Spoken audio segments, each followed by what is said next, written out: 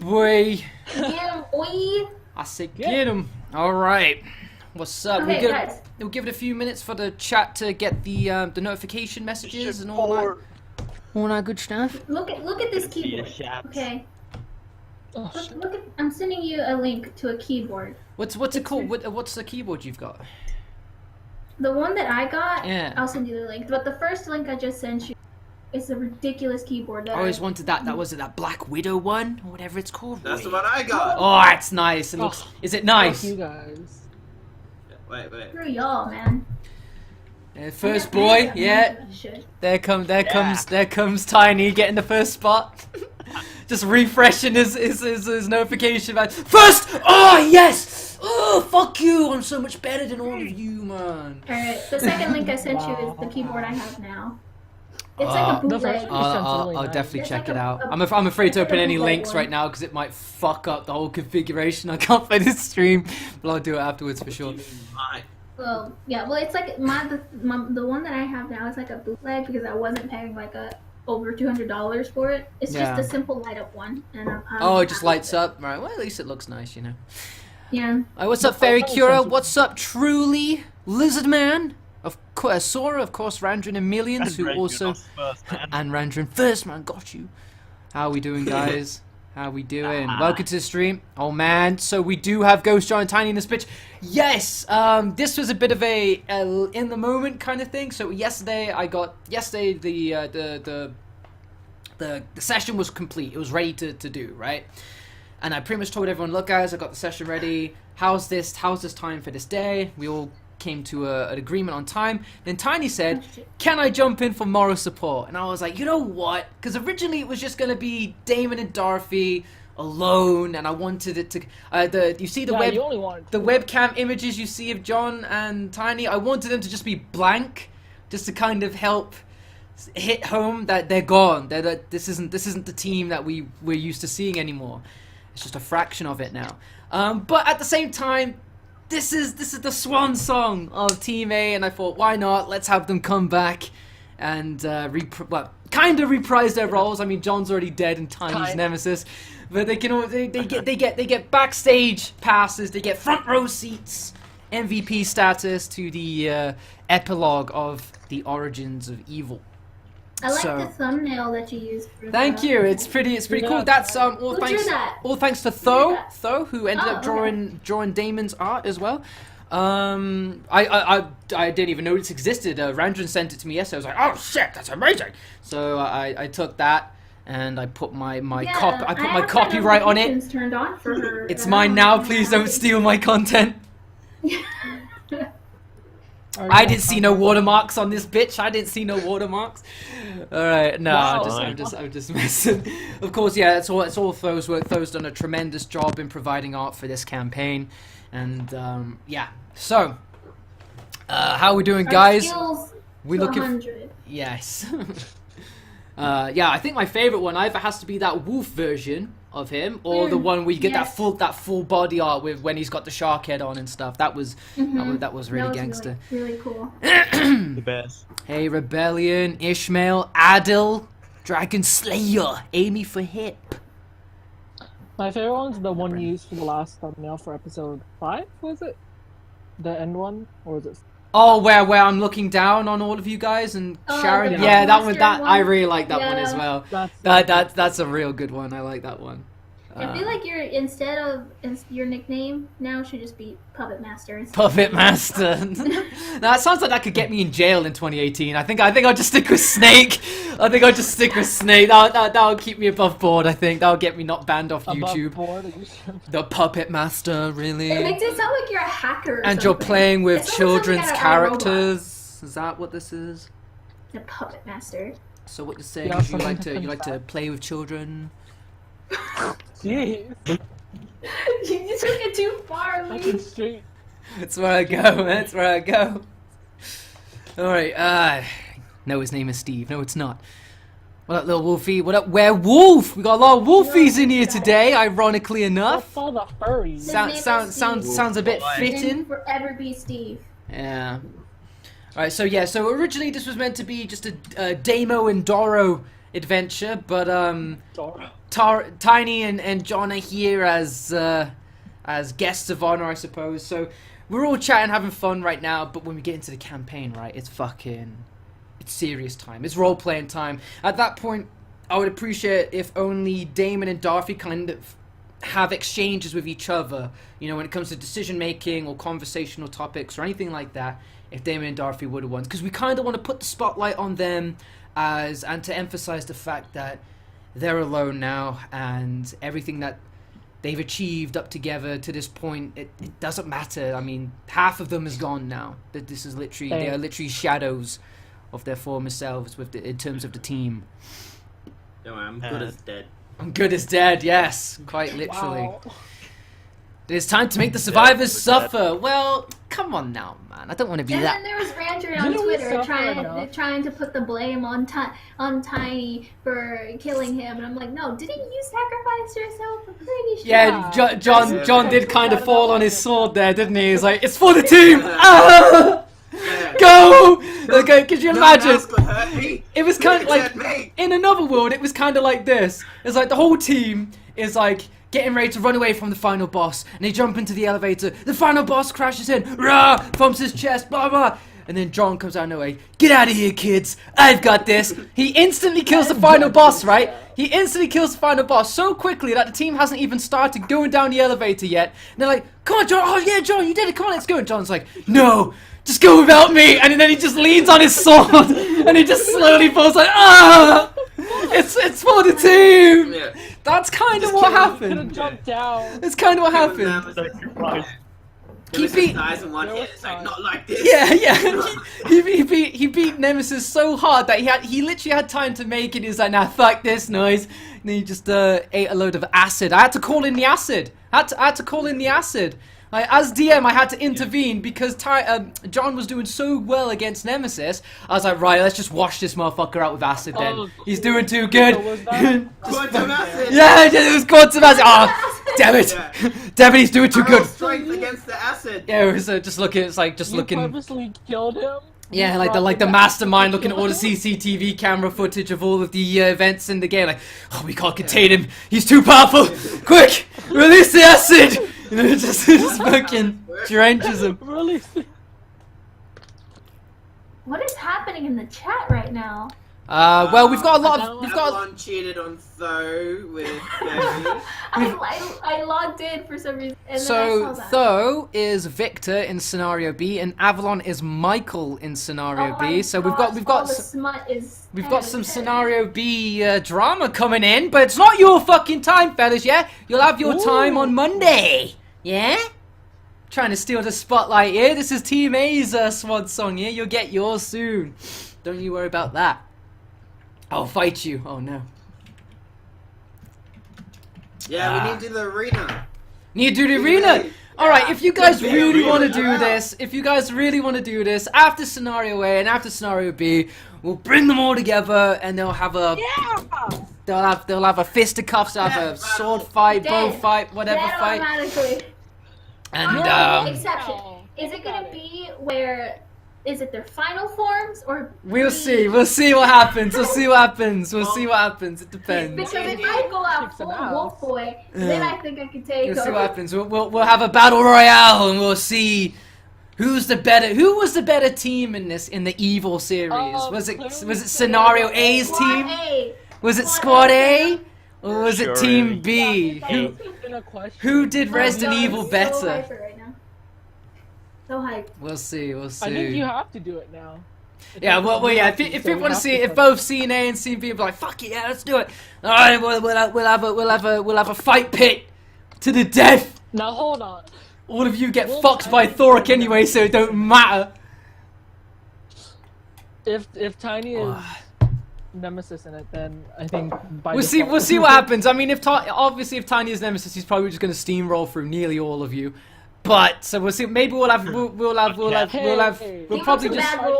probably have Chef Tiny or something. I don't know. We'll But see. they have the number advantage, which is really They good. do have the number advantage, but Nemesis makes up for, I think, quite more than 2 people. Even though he Is did. my intelligence like really high as well? One person beat Well, Nemesis. I was just about to say, John did beat Nemesis, but that I cannot stress how unlikely that was.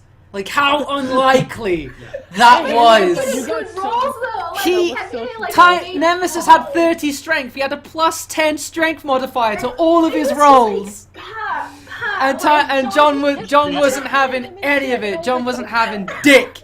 Oh, we've also got Cat here as well as Artie Gamer. Cat's coming in. Oh yeah, Cat versus John. That's a fist fight I'd like to see. Oh my happen. God, yes. Whoa! Fist. What is 5-man it, against like a Boxer. tag team? Is it gonna be like a Against second the tag axe. team type of thing? It'll be like a Team A all against Team B, so it's like two teams clashing Yeah, together. okay. Who wins? Can I just decapitate Victor? I roll for decapitation. I rolled to decap the pretty Hey, boy. not to brag, but John kind of pulled all of us out of a lake and carried us. He did. Yeah. There was Oh, wow, there was a lot of heroic feats that John managed to pull off, and I would definitely like for all of you to try and recall some of those. Try and remember just when were the highlights of Scenario A's best moments for everyone. What was John's best moment? Tiny's best moments. Dorothy's, Hey, everyone, Damon's. smile at your webcam. Sweet. Okay. All right. Sorry. So, I'm taking memories. I'm taking it all I'm in. making memories here. No, Mom, they're real friends. Stop. I have a That's snap. not Mom, Friend. I know it's not real, but please let me have this. All right. People are watching online, please. It's like Left 4 Dead versus Left 4 Dead 2, kinda, yeah, kind of, a little bit, something like that. Speaking of memories, Squad A's I finest have a moments. Snapchat Yeah. from the first when you announced who had gotten in, and it's literally just me screaming about everyone who got in, and then I realized I was in it, and I was like, "Fuck, I'm in the campaign!" And I was like, Yeah. Oh man, and that was what? It was like September time. I think we started this, right? Was it September or August time when we started? Time. It was something like we that. started around October. Yeah, 'cause, it was close then, wasn't it? Yeah. yeah, the last session. Yeah, kinda I went mean, into we've November. managed to hammer out quite a story within that time. It's been pretty good, and it's all gonna come to a close next week. but No. we're not quite there yet. We're not quite there yet, and there are still stories, still bits of information that need to be told. How did Damon get to the sewer? Why is his face all fucked up? Where am I? Where is That's the far Dorothy? side. Absolutely. These are questions we need answering. I'm gonna answer them Are they? very shortly in this session. The session 4, 3.5, however you want to look at it. Shattered memories. I'm looking forward to it. Personally, someone put personally. I thought Shattered Memories was the worst of the game. Yeah, just like, alright, well, we're gonna bring it back with this, Oh, alright? you're good. I don't care, this ain't Silent Hill. These are just one for Yeah. what we did today. After I finished the story of this session, because I came up with the name of the session before I really finished making the session. But now I finished making the session, I kind of want to call it something else, but I think it'd be a bit of a giveaway. I kind of want to call it something else, but it'd be a bit of a giveaway as to what happens in this session. But You should say the name of it in the campaign, and then we'll know. We'll be like, yeah. I'll tell you what it was meant to be You'll after drop this session. Yeah, so how we doing chat? How we doing survivors? It's been a long time since I've seen you guys back all in here in the same room. Ready Well, my to coworker just walked in. She needed a file. Oh yeah, can you imagine that? You're having like a heartbreaking moment in your D&D camp. It's like, oh yeah, I need that file. Like, get the fuck out of here, Cheryl! Get the fuck out of here! You just lose it, man. Just Hey, I need that report. Get the fuck out of my face! Oh, I swear to God, man! Covered in by All the time.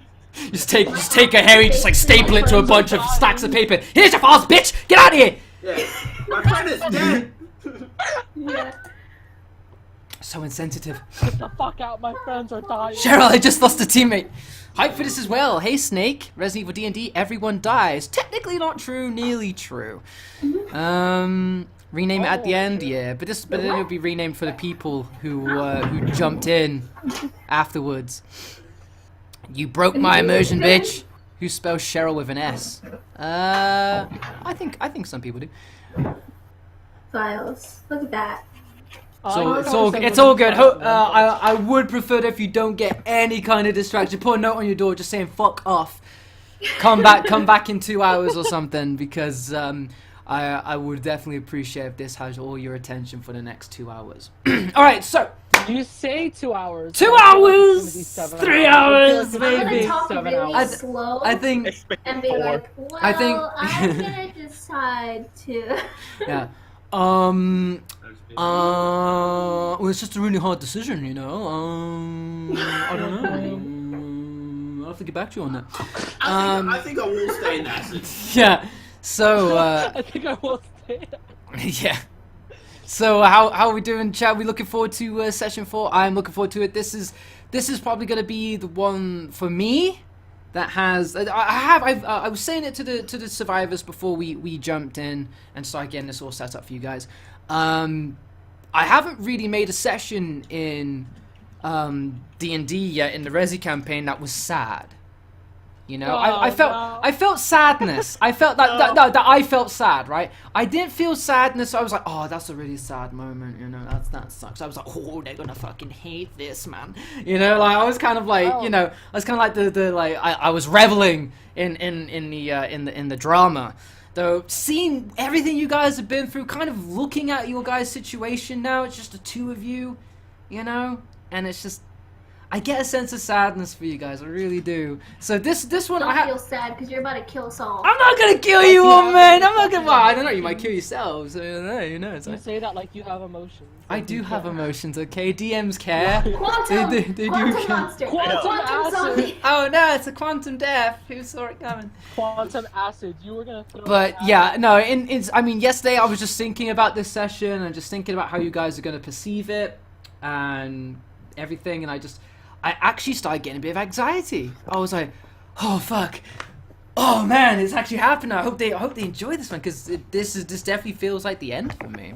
You know, at least for For teammate, us. the epilogue, the swan song for him. Bye, teammate. Yeah. Well, I mean, I don't wanna fucking, you know, drop the bombshell, but Ranjan already knows what's gonna happen Yeah. in this you session. You already fucking knows. know. You already knows. I done Facebooked him, and yeah, it was as I was writing, I was like, fuck, dude, like how crazy is that, right? Yeah. So yeah, looking forward to it. So Excited for this. I am very excited as well. So as we get into it, obviously, of course, Tiny, John, if any of you kind of have something to say, feel free to, man. But for the most part, and when it comes to like being in character, and Damon's like, "What do I do?" and Damon's like, "I don't fucking know." Don't be like, John's like, "Oh, you should do this, you fucking idiot." You know what I mean? Just let them. It's their. The ball is entirely in their court at this point, and what they do, what they do is up to them now. There's no wisdom of John. There's no help from Tiny. If anything, there's just the opposite from Tiny. He's the problem that needs help with. But yeah. So, oh, my heart is beginning to race. I don't want to do this session, to be honest. If I'm being honest with you, I don't want to do this session. All right. Can we have like a Lion King moment where they like are in the clouds telling us what to do? I need that. I don't know. It might be a moment where Dorothy's hanging off a mountainside, and Damon just digs his claws into her, and he's like, "Long live the king," and just lets go of you, and you just Wait a die. second, am I gonna be And on Damon, the and then cliff? Damon's just like, "Now I am the leader of A2." There can Dorothy only was be never- one. Yeah, there's only one king of the jungle, bitch, and just kills her. Oh, Squad A will live on forever. I'm freaking Squad out. A is I need to calm strong. down. I need to calm down because, yeah, I want to make sure that you have a good time here. All right, so, chat, are we ready? Survivors, are we ready? Don't even ask if we're ready because no. No. No. To be honest, nor am I. I'm not ready either. Fucking cry. Why? But I'm- You should be ready. You're I'm the as one yeah. who created Don't worry, the I'm fucking prepared. I got the set. It's all there, ready for you. But I'm not Sure. ready. All right, so murder all you all. right.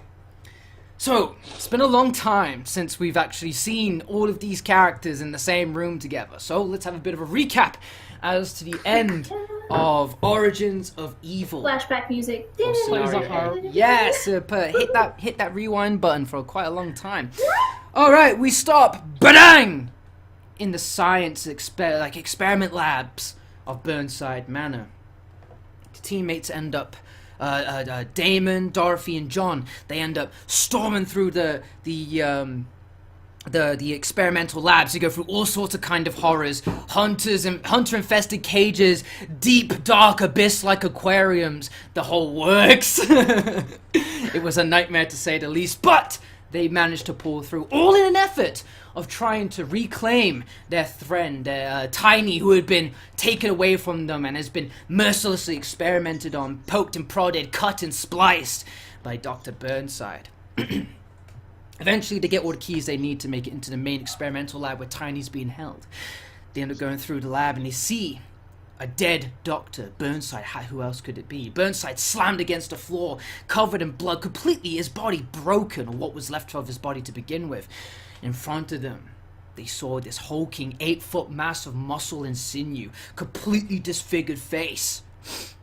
Who else could it have been than their poorly battered and disfigured friend Tiny? However, Tiny did not recognize them just as much as they barely recognized him, and he went on the attack. Now he's consumed by Burnside's parasite. If you remember, Burnside had spliced into Tiny's head and removed half of his brain and put a bit of his brain, Dr. Burnside's brain, and this plaga, this kind of like this parasite, this viney whip-like parasite into his brain that kind of acts as like a surrogate brain, like a pseudo brain, to kind of like give Tiny intelligence while still being overwhelmed by this infection. The difference between him and the zombies. At this point, Tiny is chasing down the survivors, and they have to make a quick exit out of the emergency elevator while a self-destruct system that was triggered by a kill switch implanted in Dr. Burnside had been going off. So sirens, red lights, warnings everywhere. Meanwhile, they're having to avoid their friend who's chasing them down each hallway and corridor. They make it to the to the room with the emergency elevator in it. Nemesis starts banging against the doors, trying to get through. In the meantime, John tries to create a distraction by creating a barricade of toxic and radioactive, just like experimental waste, very, very corrosive, like acidic substance, out of the barrels and into the floor. It starts to instantly start to eat away at the floor, steaming and hissing.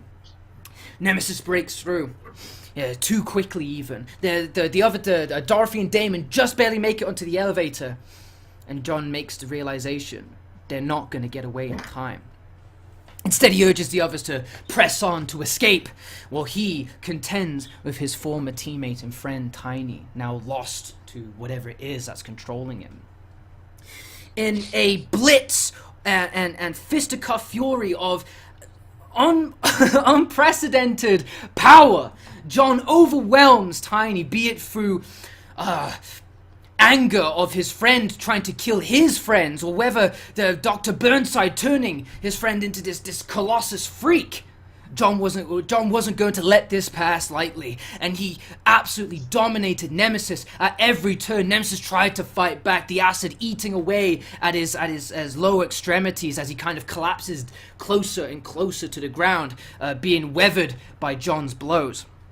Eventually, John beats Nemesis into a state of pulverized unconsciousness. However, at this point, the chaotic brawl slammed Nemesis against barrels. Nemesis tried to take wild haymakers and hit even more barrels and sent more of this noxious fluid everywhere.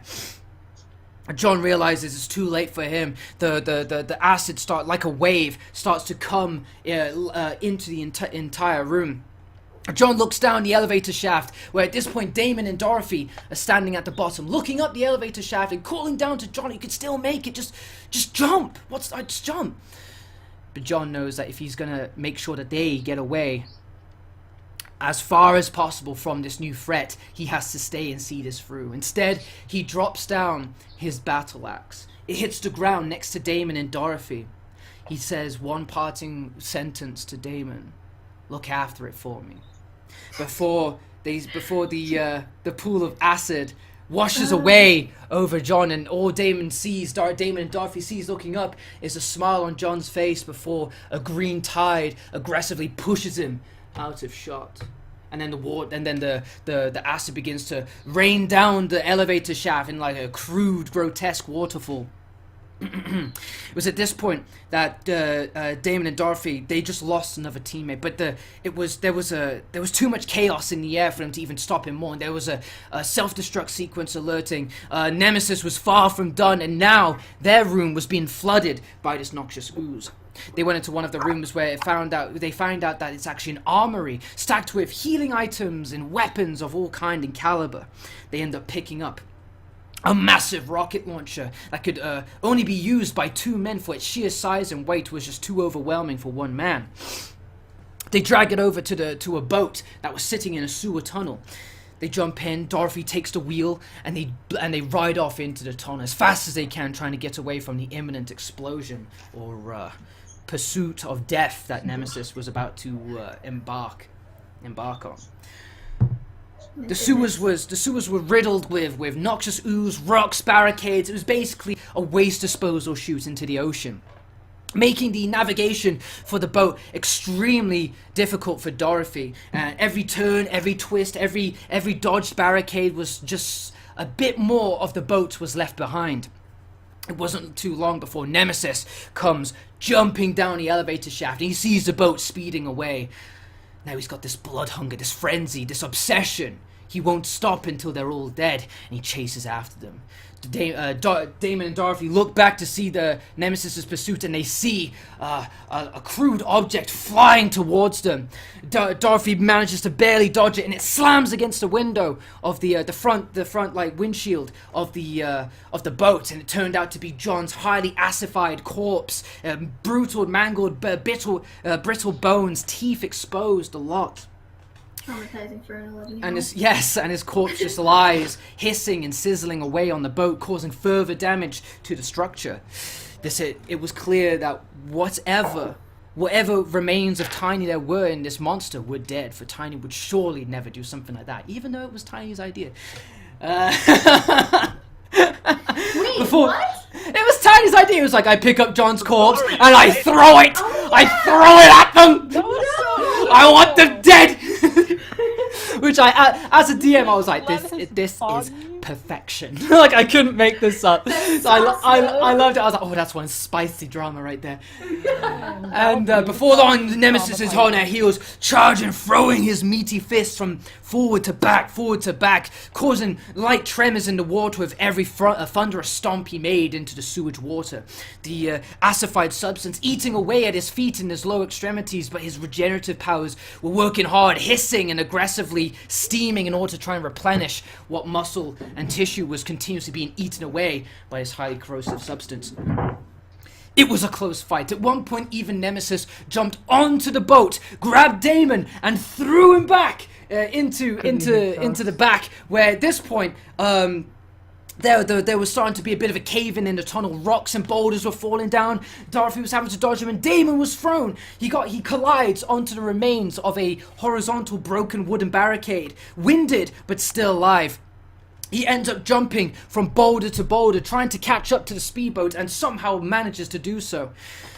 Before long, they see the tunnel exit, the light at the end of the tunnel, so to speak, and they just hammer forward to get to the front of it. But before they could, a huge object just ended up forming from the bottom of the water into the surface, creating this temporary waterfall before the structure was revealed. A huge crocodile, something out of a legend. The virus must have easily contaminated this thing and boosted its size to unimaginable heights. Swollen up to the size of the tunnel, and they had nowhere to go. This was their only exit, and the boat drives straight through into the monster's maw. I believe that's what happened, right? They drove into the crocodile's mouth, if I remember, or something. Yeah, and then Nemesis runs up towards them to try and finish the deal. He was not going to have this reptile steal his prize away from him. And as the monster goes to close its maw, Nemesis grabs on in between the maw, holding it open, trying to reach out to grab them. It was at this point, I think, Damon and Dorothy fired the final rocket within their launcher at Nemesis, or at the side, or something like that. They discharged their final rocket, their final hope, creating a blast so thunderous and so close range It sent the boat rocketing out of the monster's mouth, ripping its front jaw off, and Nemesis going backwards in the blast. They shoot off out of the tunnel, and at that point, that was when the self-destruct sequence had finalized. Burnside Manor began to erupt. A big portion of the forest began to erupt. The old man's cabin up in flames. And it begins to flow down into the sewer tunnels, consuming the entire lab, everything. It starts to feed through the tunnels like a fiery serpent, and then shoots out of the mouth of the tunnel, with the teammates just barely making it out in time, creating a cave-in of the tunnel. Nemesis is overwhelmed by the falling debris of rock and boulder in the explosion itself. And that was the end of Origins of Evil. Sad face by Perla, indeed. Sad face. But as they did so, I guess we'll get into that right now. So, are we ready, guys? Are we ready, guys, for session 4, Shattered Memories? I'm not ready. No. Yeah, I wanted that recap to last as long as possible, man. All right, so there's no escaping it now. Again, you should have spoken slowly. Yeah. Very slow. Enunciate your words. I'm never ready. No, neither am I, guys. But whether we're ready or not, it's happening. Right. Love you, fam. Let's go. All right, so Dorothy, Damon. Welcome to the epilogue of Origins of Evil, your swan song to the worst night of your lives. Alright, let's go. A massive explosion erupts into the as the flames of the self-destruct sequence in the lab in the mansion catch up towards you. You shoot out a rocket into the ocean's water.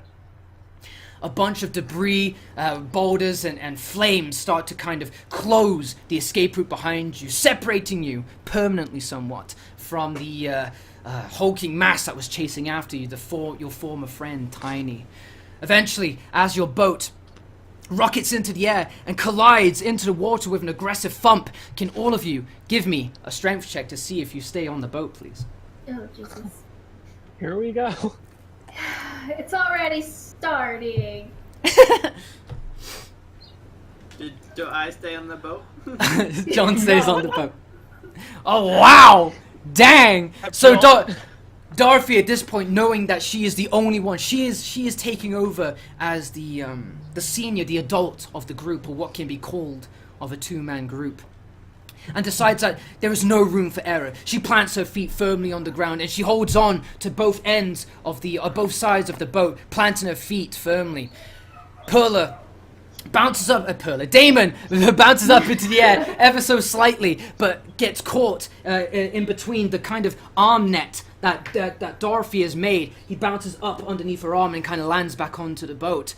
They both make the horrible collision as the boat kind of crashes back into the water. John's body kind of rattles and sizzles at the bottom of the boat, but still remains intact. However, you see before you all of everything you've procured up to this point. Your magnum, your rifle, your shotguns, your pistols, your everythings have been sent. Your rocket launcher has been sent into the air and down into the water. The only thing that you were able to salvage was the crossbow that Damon kind of hugged onto as he was shot out of the tunnel. We dropped the axe. Yeah, the axe, it's all gone. Fuck. The only thing you've got is the crossbow. Thanks.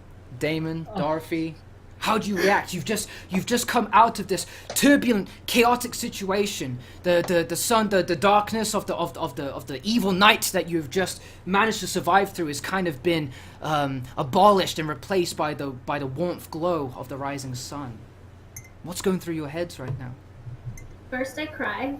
I will cry. I will mourn John and Tiny. Then I would suggest finding a way of giving John a somewhat of a Viking funeral. I see. Okay. Dorothy, What's racing through your mind? You even haven't had time to breathe, let alone think. You've just had to take on the role as being the leader of this group, looking after Damon after you just lost John, after you just lost Tiny, and then you had to fight against your very own friend before barely making it out. Is the two front seats to the boat, are they still there? Or They're still there, but honestly, the boat is basically just a wreck. It's a floating plank with some glass attached to it at this point, more or less. Dorothy, just realizing all the hell that they've been through, John and Tiny, and just the Burnside Manor in general, she kind of plops back a bit, and instead of guarding Damon, she kind of puts her arm over his shoulder, and she looks like she's about to cry, but kind of just presses her head sort of to the wheel. I lean in to hug her. Oh. And I hug her. And cry. Yeah, they're just gonna hug and cry. For like, the as first... my tears hit her shirt, bullets. Yeah. For the first time in what seemed like forever, you don't even...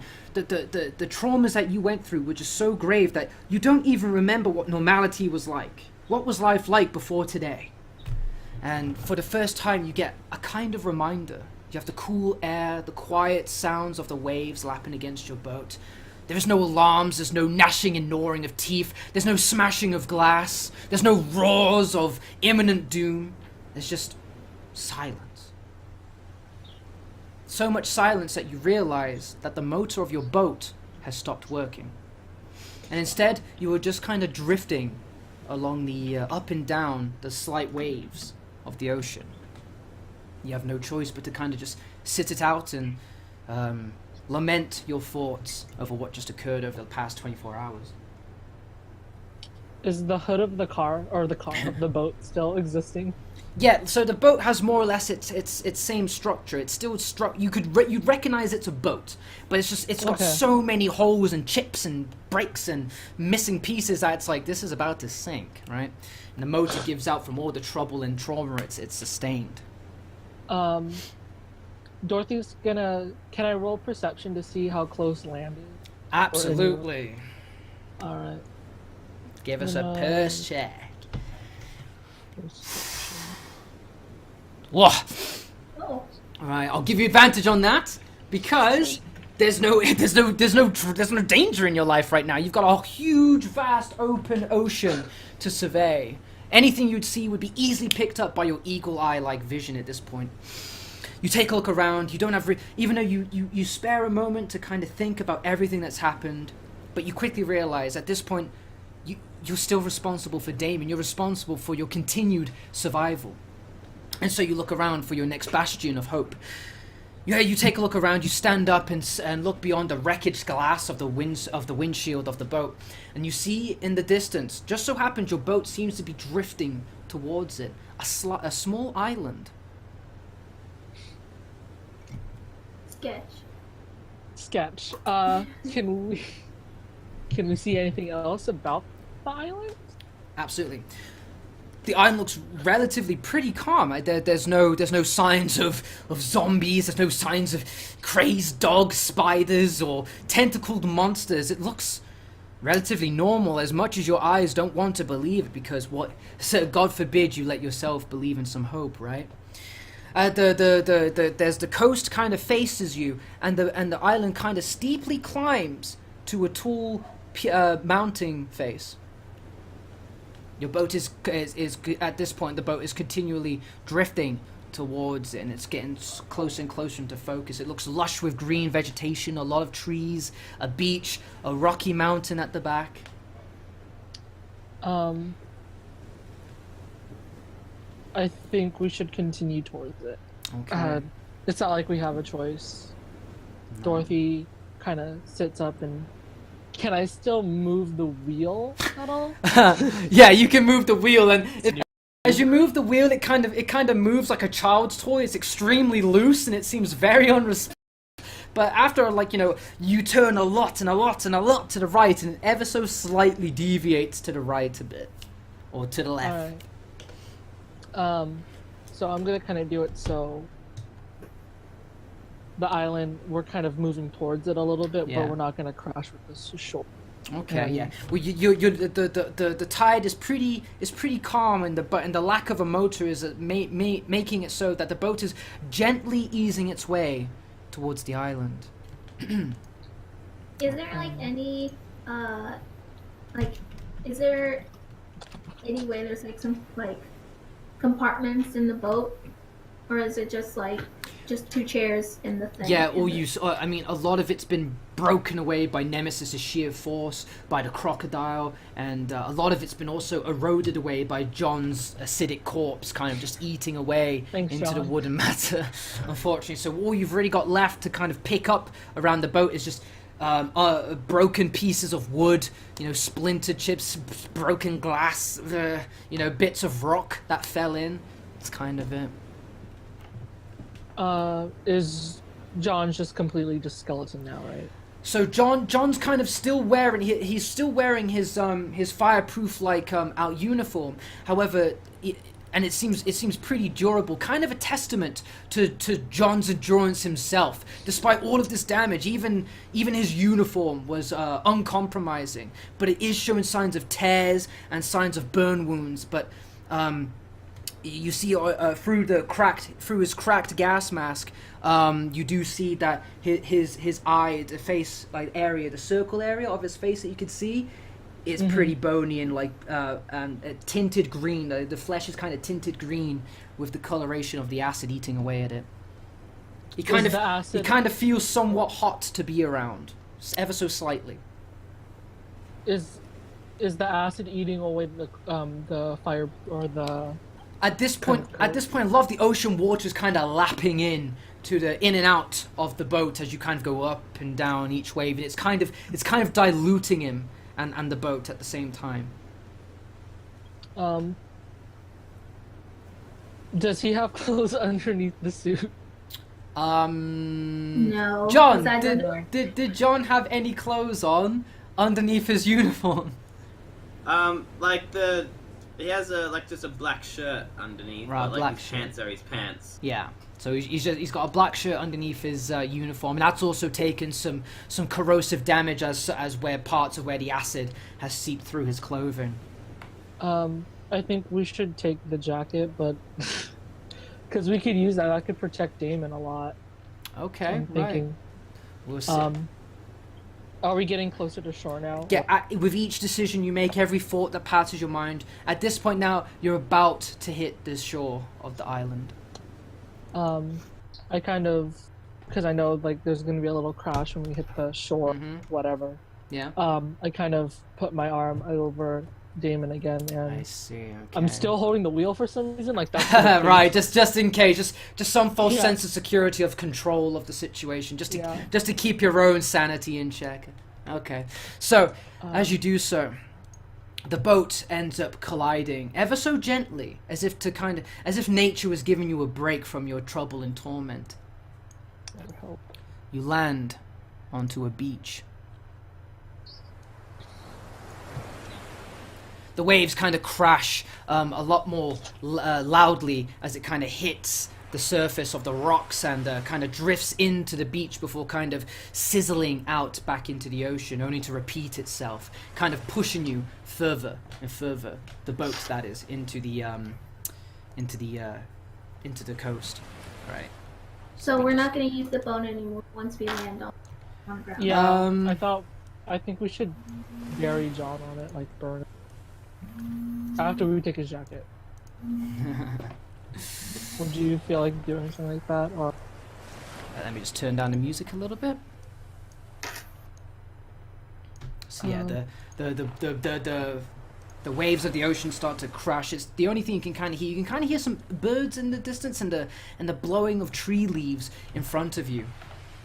At this point, the boat has firmly settled itself into the coast. So I'm gonna. When Dorothy first gets out of the boat, she's kind of touching the ground with her feet, and it's like she's forgotten how to walk. That's how shaken up she is. Yeah, you've spent so much time Damon kind of just. off. Thanks. Damon just jumps off, trying to get away from this death trap of a vehicle that he's been confined to for the past few hours of his life. Is there any rocks around? I kind of Yeah, oh yeah. There's rocks and pebbles, even big boulders. Even there's all rocks of varying shapes, sizes for you to procure, try and attempt to move things like that. As you Are we jump, gonna... yeah. Oh, no, I was gonna ask Damon something, but go on. Oh no, go ahead. Did you want to, like, you said you wanted to give him a Viking funeral. Did you want to light the boat on fire? I wanted to Okay. light the boat on fire and push it off the sand if it was possible. Before you get to the idea of doing anything like that, Viking funeral. Viking funeral. remember you are on an island. Okay, so. Fine, can I get a piece of wood from the boat that is not affecting it from floating? Sure, yeah, you could salvage the boat if you want to, but it kind of occurs to you that the damage you sustained, you are barely even standing, barely even conscious even. You have trouble even lifting your own legs to walk, let alone lifting John's body or pushing boats out into the ocean. What's best right now is to kind of find a safe place, maybe set up camp, maybe get something to eat, maybe find some materials you could repair your boat with, and then think about what you'd like to do with John. Fine. We can use another thing of wood and give him a Viking funeral and save some of the boat, unless you want to. Let's go discover these. Let's go explore these. Okay. Alright.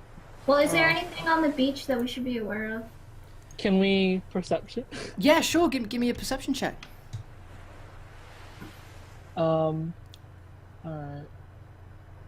Alright, so you kind of take a moment to look around, and the bright light of the sun kind of bounces off of the sand and kind of hits your face.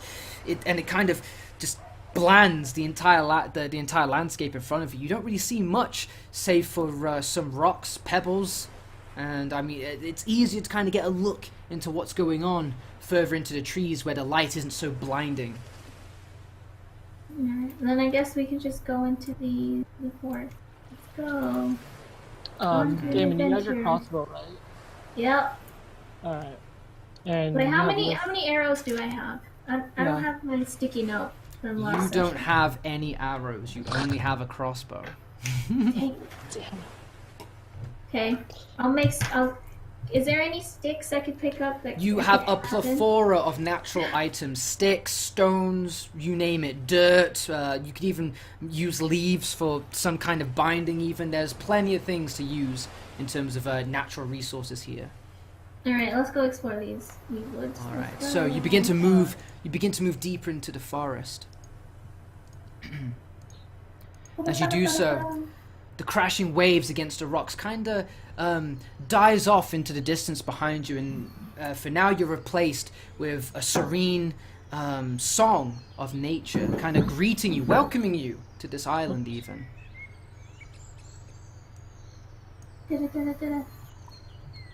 So in front of you, you see two paths. Oh, You great. see a path going up to the left, but it seems to be extremely steep. Looking up, you kind of, your neck's kind of even like ache, just even looking up at the top. At the very top, you see a mountain. And it seems this path climbs all the way to the top, winding like a snake. What's to the left? Or right? To the right, you end up coming across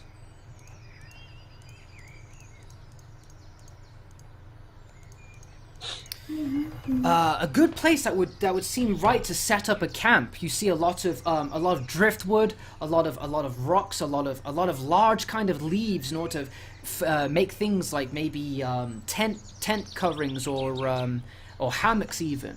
A lot of materials in order to kind of set up camp. This isn't actually a camp though. That's just a placeholder to kind of symbolize that you could build one. Can we see? So no one's gone there. Half made a camp and left. It's just kind of like a flat land in it's kind of like in a separation, a parting of trees. You could see off of the coast into the distance. You see the nightmare in the far distance. It looks like a light year away at this point. You see Now let's go over you here see first. Raccoon City off into the distance. How far, like, miles wide? Oh, we're talking like even the tallest towers in Raccoon City look like Lego bricks. It's far away, very far away. It seems you are completely disconnected from the horrors of the of Raccoon City. Well, let's go here and mess around for a bit. Can I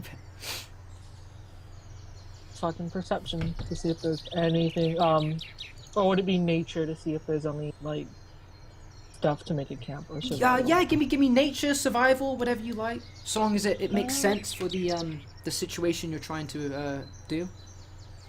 The task. We'll try nature. All right. Okay. So, Dorothy, as we've known from all of her time spent with Team A, she's a very capable, very kind of well-rounded personality. You can put her into any kind of situation. Somehow, she adapts and she thrives. And she looks around and she can see plenty of materials that could be used to build a camp, make a fire, even repair some of the damage done to the boat in case they need to leave and go somewhere else. Can I look around me? Is there any like berry bushes or like Yeah, for sure. any trees that happen to bear fruit?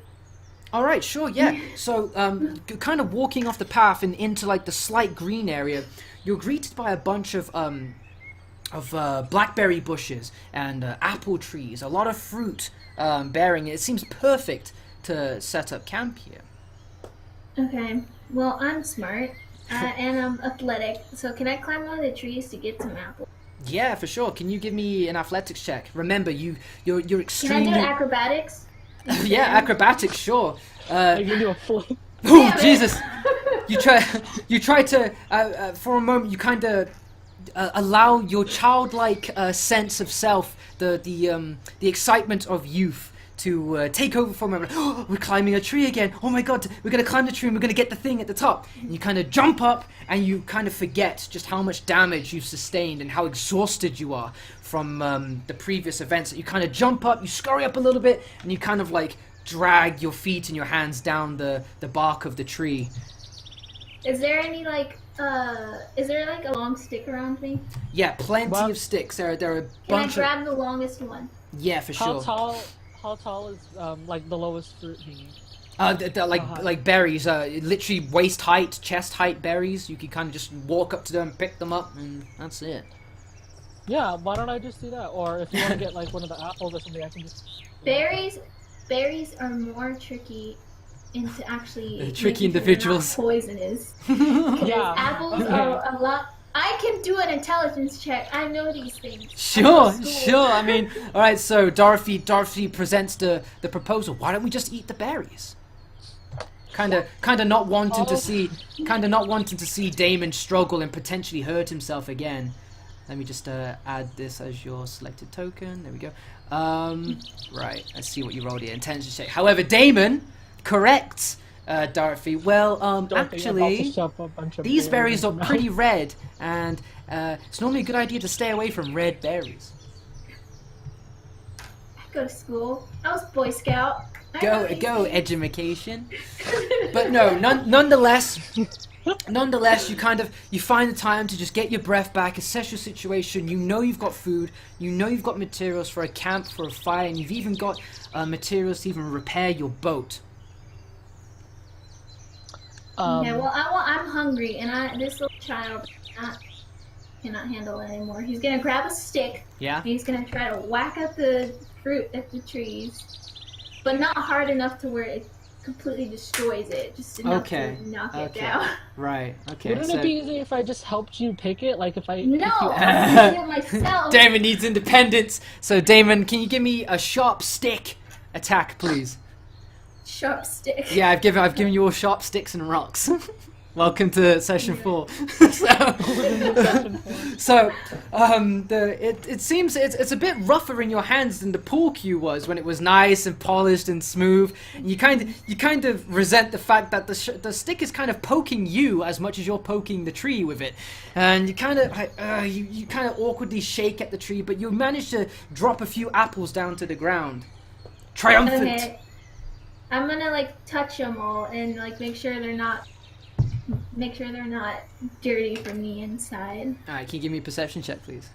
Perception. Yeah. Click it. Perception, yeah. So looking around, you kind of look the apple all around, you kind of rub it on yourself and kind of poke and prod at different areas to see if it's like kind of mushy or soft in some areas, but nope.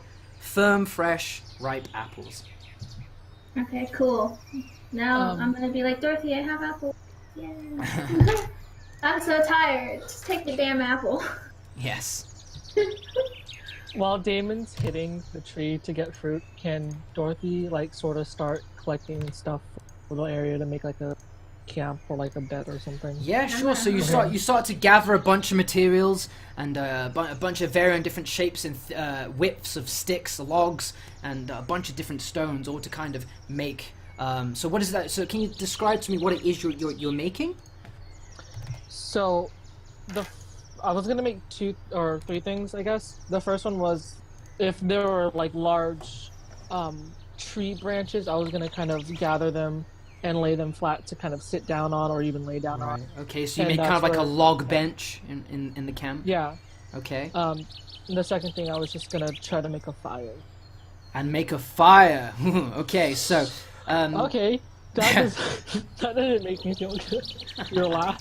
No, that's fine. Can you give me would it be a survival nature check, something like that?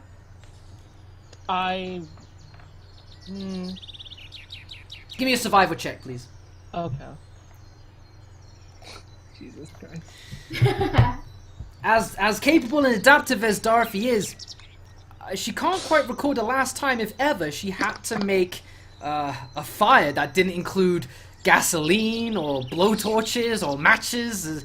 All she's got is sticks and stones. Do you need help, Daddy? I can Aw. do it. Damon kind of sees Dorothy struggling, kind of like just hitting 2 rocks together, trying to generate some sparks within a bunch of kindling of wood, and to no She's so success. exhausted Yeah. and stressed that she has to take care of. She's worried about Damon now, Well, but she kind of just sadly nods and hands I'm- up. Yeah, Well, like, what I'm Dorothy's gonna hands are do- kind of shaking, and she kind of got like sweat-bound hair attached to her forehead from just the stress of having to try and go from one situation to another.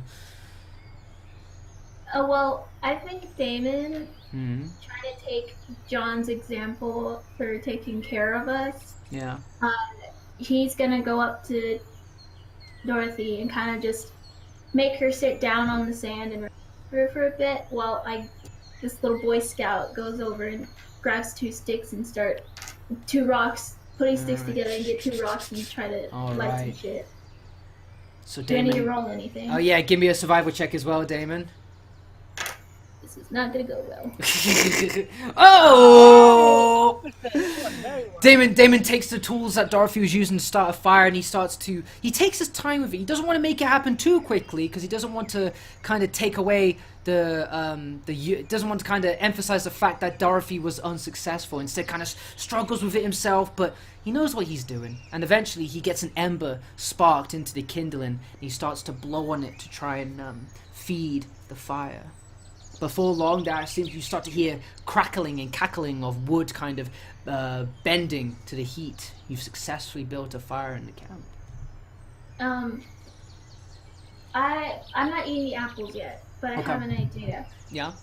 Basically, on the boat, Yeah. with the glasses, is there some glass that's shattered? Yeah, there's a lot of that. There's a lot of that. Okay. Well, I'm gonna tell Dorothy to wait here, not to eat the apples yet, and I'm gonna try to run over to the boat Yeah? and grab some of the shattered glass. But some of them that kind of are like slim, but kind of long enough. Yeah, I okay, guess. so you How many managed... can I grab? We'll say you grab like 2, 1 in each hand. But can you roll dexterity on that, please? Kind of like carefully pick up these 2 pieces of glass and move with them. Damn it. That's fine. So you kind of like look at the glass. You look at the glass. You kind of just carefully just pinch it, applying as enough force as possible, just to just kind of secure it in your grip, but not too hard to sink your fingers into it. You kind of make your way back to camp with 2 long shards of glass. Alright, and then when I get to Dorothy, I go next to the apples and I rip off some of my shirt and wrap it around the bottom to make kind of a knife thing. Oh, like a shank. Oh, okay. Yeah. Do I have to Damon roll goes to anything? prison, makes a shank. Scenario A is kind of changed, Damon. It's like, right, Dorothy, get this. Do I need to I'm like, roll what is anything? you? What the fuck? Night is coming. All right. Yeah, No, you don't. You don't need to roll anything. You Okay, well- you've already. You know how to carefully handle the glass. At this point, you're just wrapping enough of your clothes to kind of make a firm binding there. Well, I wrap both of them. I give one to Dorothy, and Yeah. I grab it, and with my crappy little dinky glass knife, I kind of cut the apple in half, and I give it to Dorothy. Oh, so you got half each. Okay. Yeah, Do both of you consume it? I'll consume it. Okay. Yeah. I'll eat it. I'm Alright. a Boy Scout. I know. So it's like a bit of a peace offering, not a peace offering, but rather kind of like, here, a nice thing, something nice for once. You both kind of share in splitting this apple and eating it, and both of you get just 1 HP back for that little brief moment. If we consume more apples, can we get more HP? Don't push your luck. All right. Oh. Alright. Remember whose campaign this is. I'm being nice to you right now. Can I put at least like 2 apples in my shark helmet to make sure I'll have them just in case if I need them, because my shark helmet is basically a bag at this point. It's basically a bag. Yeah, you kind of like push your hands against the shark's snout and the bottom of his jaw to close his mouth. So now it's just got like a big kind of bucket. It's You're not right, just infinite it's size. not just it doesn't have the whole of the mouth anymore. So as the mouth closes, you've now got this bucket. This kind of like this Halloween trick or treat novelty bucket that you're holding. That's holding all these apples.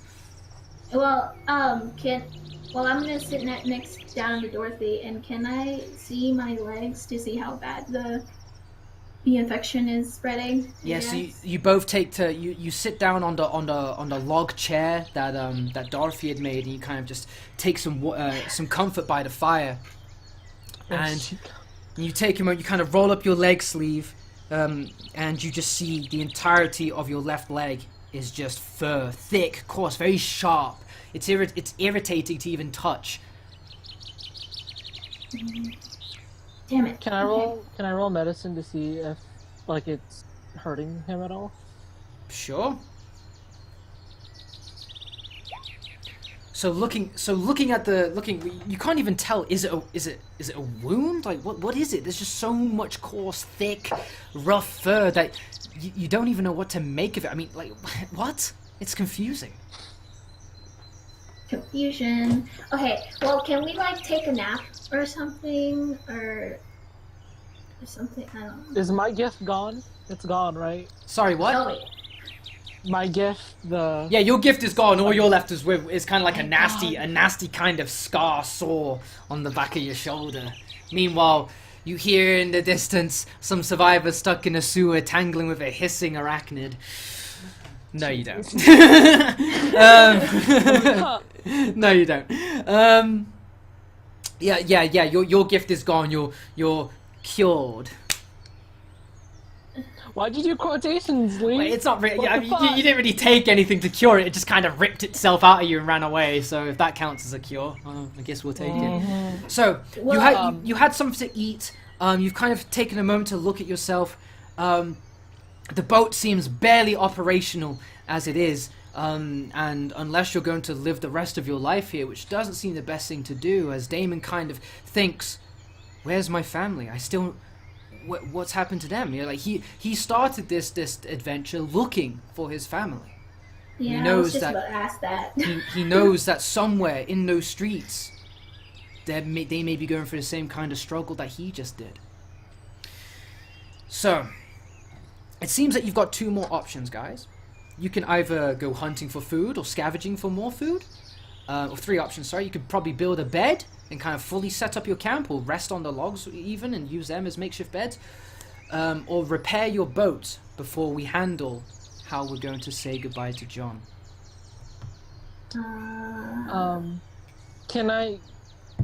Are we close to the water right here? Is there are we on the So shore? what that is it's a clearing of trees, and right now you're highly elevated from the water, and it's kind of like a dirt kind of slope going down to the bottom of the water, but you're a good 10, 12 feet above the water. I mean, there's nothing to worry about in terms of like a tide coming in or anything like that. Oh no, I was gonna say we should probably clean ourselves off. Make sure, yeah, like, yeah, there's sure. any room. Yeah, I mean, there's plenty of space at the beach, or yeah, you could slide down the slope. Yeah, I want to go back down to the boat to stare at John for a bit. Not creepingly, just lovingly. look at John, just kind of like. Beach Yeah, this is the moment. Like, you haven't actually been able to get a good look at John since he got aggressively ragdolled into the boat by Tiny.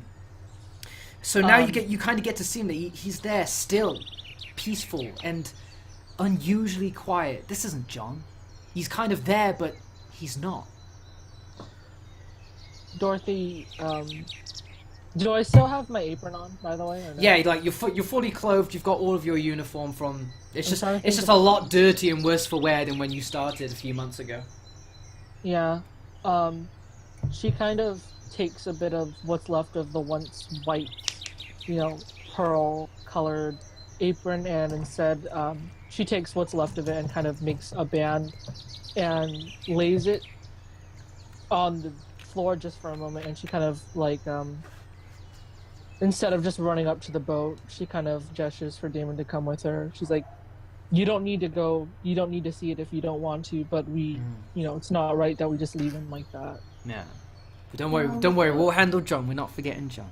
Just right now you guys are heavily fatigued and you're heavily hurt, and it's a good idea to kind of just set up a point of stability, which you kind of have with the camp.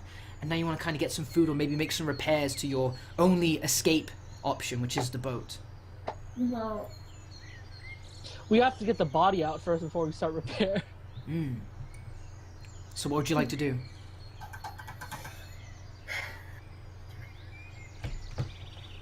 I don't know. At this point, it's about midday. I mean, the sun's fully up. It's fully bright and illuminated. I would like to build some arrows with some of the broken glass, if it's possible. Arrows from broken glass. Well, you could use, say, sharp stones, kind of embedded into small small kind of wooden sticks. I want to use both. Okay, yeah, sure. So you could spend your time making ammunition for your crossbow if you'd like to, Damon. Yeah, I'll do that. Okay. Dorothy, I don't know what So you're gonna... you kind of stay close by and you start kind of whittling away with sharp sticks, kind of sharp stones, making sticks into even pointier sticks, and then some with glass in them, some with stones in them. Can Dorothy does she still have the other piece of glass? Or did you... There's a bunch of glass in the boat itself. You've got rocks all around you for like hammering things, if that's... Yeah, and I what you want to gave Dorothy my danky shank thing with the two glasses that I got earlier. Can I hunt a little bit in this area around here? Still where I can see Damon. Sure, yeah. So can you go into so Dorothy kind of tells Damon that she's gonna get us some food. She spares the gory details as they've kind of gone through enough gore as it is, and she disappears into the thick brush of the woods. Can you give me a survival? Can you give me a survival check, please? Or give me yeah, that'll do. That's fine. So looking around, you see.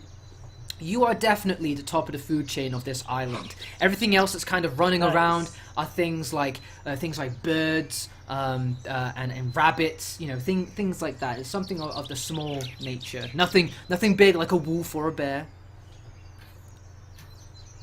Hell yeah.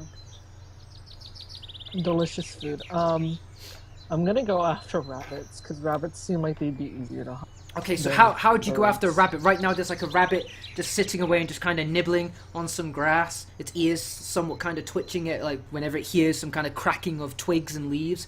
You've got sticks, rocks, glass. You could use them as throwing weapons or try and get up close. How would you like to do it? As I said that, my dog moved next to me, also what I'm about to say.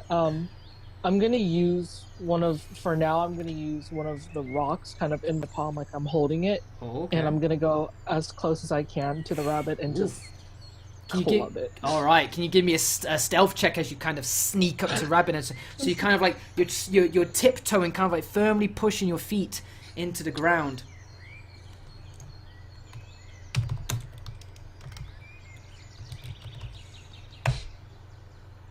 And the rabbit kind of, its ears twitch a little bit. It looks to the side again. It just kind of stands still for a moment, kind of like mimicking the statue. Maybe it didn't see me. Looks around. Sorry, Mr. Rabbit. And then it kind of slowly begins to nibble again. And then it turns its head back and starts grazing on the grass again. So you successfully made it up to the rabbit. I'm gonna take a. Can I use one hand to try to pin it down? I don't want to club it. I don't want to hurt this rabbit. Do you want me to shoot it with my crossbow? I Damon, don't gibble. No. Alright, so it's up to you, Dorothy. So you've made it successfully behind the rabbit now. You're within striking distance with the rock or with a stick or whatever. What would you like to do? I'm gonna club it in the back of the head with the rock. Can you give me a rock roll, please? Jesus Christ. Alright. That's enough to hit a rabbit. So can you give... So you swing... So how is it that you're coming down? You're coming behind it and you swing the rock exactly how? You're hitting it in the head? I'm kind of just... Like, if I'm raising it like that, I'm slamming it, like, kind of in just a... like a dead weight hammer, just like Yeah. bang on top of the rabbit's head. Okay, can you give me damage on that, please? So the rock hits the rabbit with a thud and instantly lays out the rabbit. The rabbit's back legs begin to kind of like kick. They begin to kick in as its kind of brain has just taken so much trauma and just sends off a bunch of like death reflexes. It begins to kick a while and eventually it lies there dead. Some blood begins to drip out of its ear and its black eyes looking up at you. I'm so sorry, Mr. Rabbit. She's like, just for the record, I totally would have bought you at a pet store. You're so cute. And she looks so sad as she kind of picks it up by its ear and she's like pinching it, like she doesn't want to hold it. Right, But okay. she starts bringing it back towards Damon. I see the rabbit and I'm like, well, we have to eat it now. Yeah. We have... Now we feast! Damon doesn't give a shit! It's like, good, I was getting hungry. Yeah, you can use the knife. You can use the glass knife I made Alright. you and just skin the shit. Alright, so who's doing the skinning? So you're skinning right now, is that what you're doing? No, let's go back to this camp. Let's go Okay. back Yeah. to the camp. So Dorothy's procured some food. Damon's made some weapons, and they go back to camp and they sit on the log bench, greeted by the cackling of the fire. Do you wanna skin it, Dorothy? Sure, I'll try skinning it. She's feeling a little confident right now. She just killed a rabbit. She's like full on naked and afraid style here. Let's fucking... What would I roll to skin the rabbit? Can you give me a survival check, please? Oh my god. Glass. Ooh! Got him. So Poor with Mamie. your time kind of pinching the rabbit's ear and just handling it all the way to the camp, you've kind of like alert and just the adrenaline of taking the life of something else. Your senses are really heightened right now, and you have this immense care for this animal and respect for it. And you take the blade, and you slightly cut up in its belly, kind of revealing the skin and the muscle. And you make sure not to nick any kind of internal organs as to taint the meat. And you start to kind of cut away in between the skin and the flesh to separate the fur from the meat. Successfully do so with great finesse. How do we cook it? She looks back to Damon. At this point, it's already roasting on the fire. You kind of got it on like a spit kind of thing, and it's already starting to cook, and it's going to take a while before it's ready. But at this point, you've kind of garnered enough strength back from just kind of resting and just not being in an aggressive situation that you have enough strength to feel about what to do with John. She kind of looks to Damon for a second. She's like, and she kind of repeats what she said earlier. She's like, if you don't want to do this, you don't have to, but we have to do something about John getting out of here on that boat. Sorry to railroad just a little bit, guys, but you get the idea that at the top of the mountain would be the perfect place to rest John, as if this would be he would be the king of this island, constantly overlooking everything that happens across Raccoon City. I was just Nobody's- thinking that.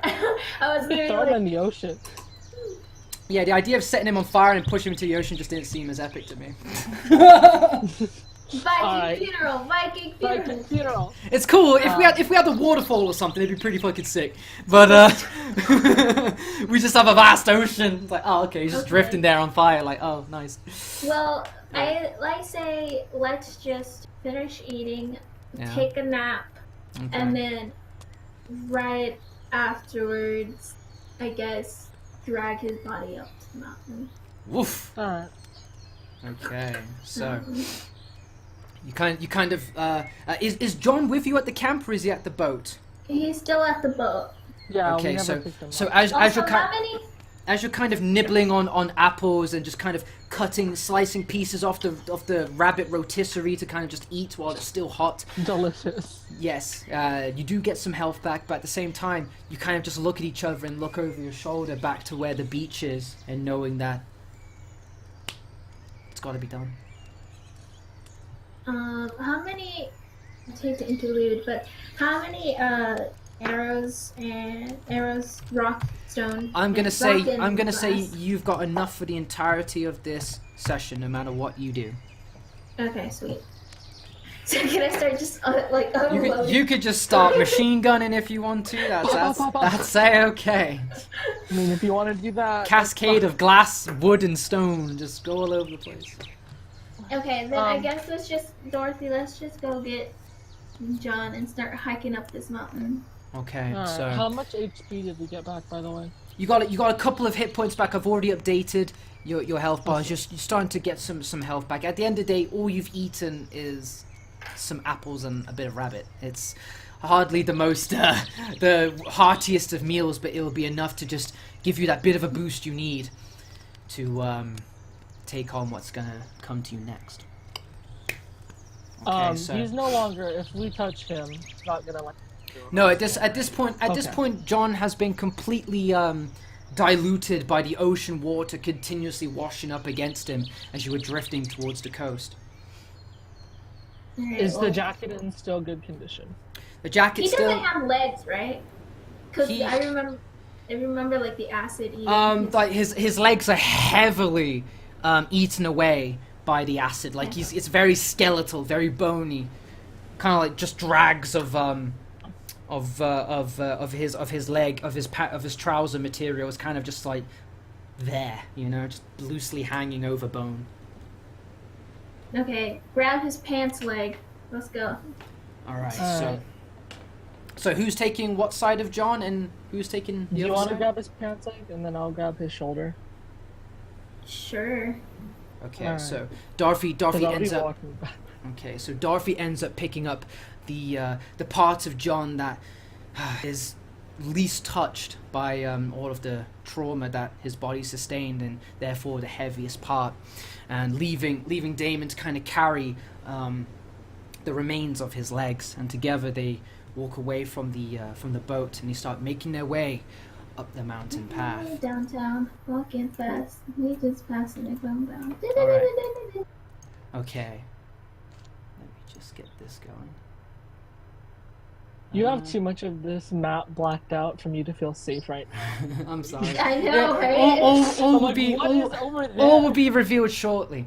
So, both of you are carrying John, and this is You the make this is the us first stop time that John is having to be carried by you instead of you being carried by John.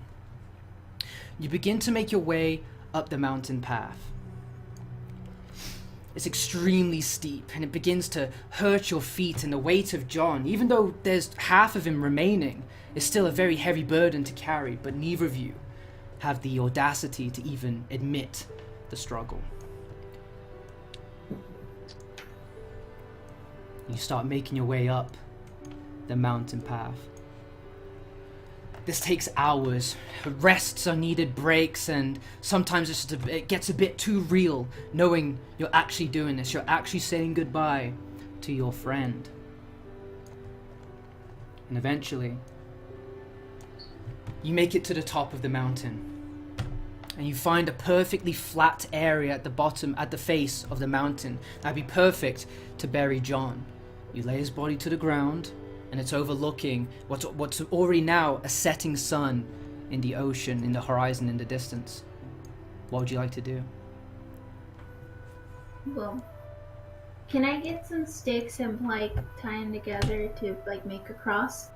You absolutely can. You could even use your pool cue if you wanted to. That's now snapped in half in just a bit of the debris on the boat. Okay, I'll use that for our memories of him drunk and shit went down.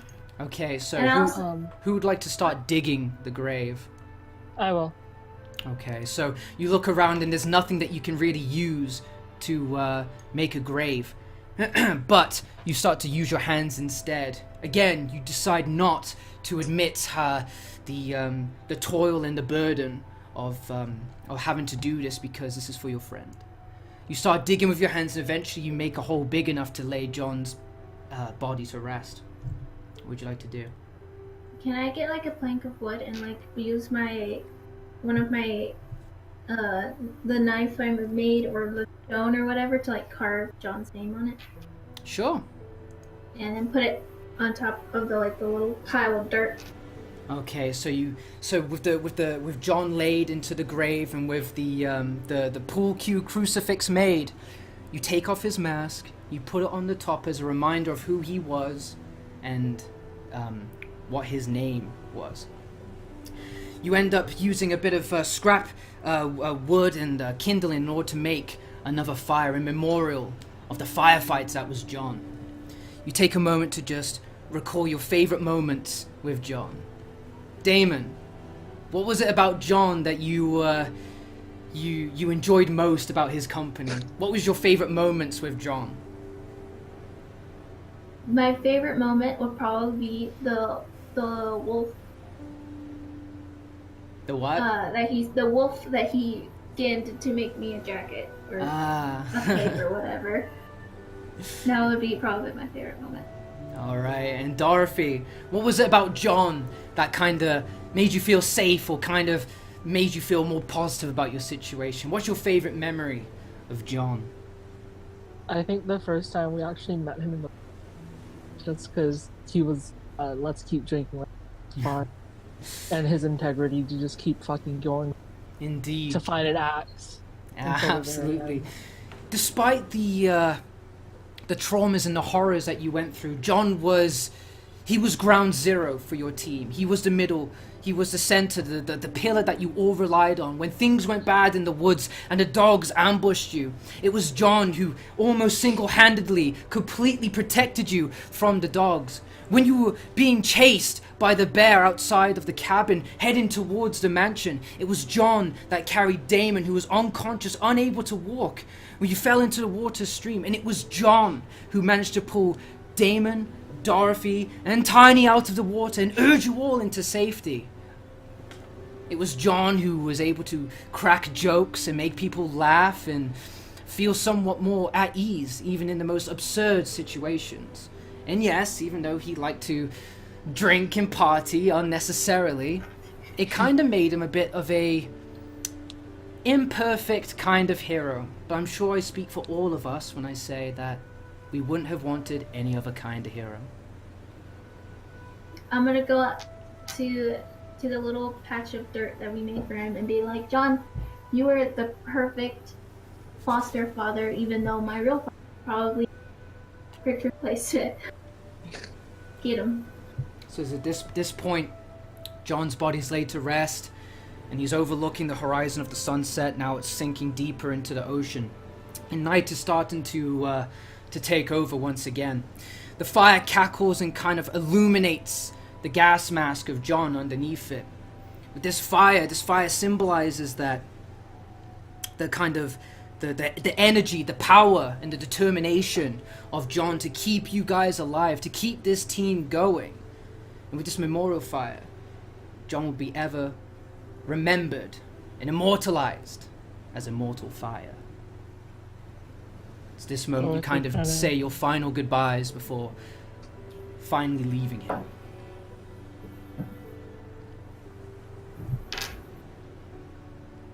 Dorothy kind Dun, of dun, stands near the fire for a second, and she has her hands kind of just crossing, or not crossed, but like she's holding her hands together. She's not crying, but she's not exactly like cheering, smiling either. She's like, you know, we wouldn't even be here if it wasn't for you. We wouldn't be able to keep moving if you didn't do what you had to do. She doesn't want to admit that he's gone, but she's looking at the gas mask and looking at she already knows that, you know, this was the end for John, and he went out like how he was in the entire campaign, so fighting to the end, fighting, punching people, being a badass. So Well, they say that the dead are never truly gone so long as they are kept alive in your heart and in your memories. And so long as you two draw breath, John never truly dies. And with that, you say goodbye to John as he looks over you through the top of the mountain and make your way back to camp.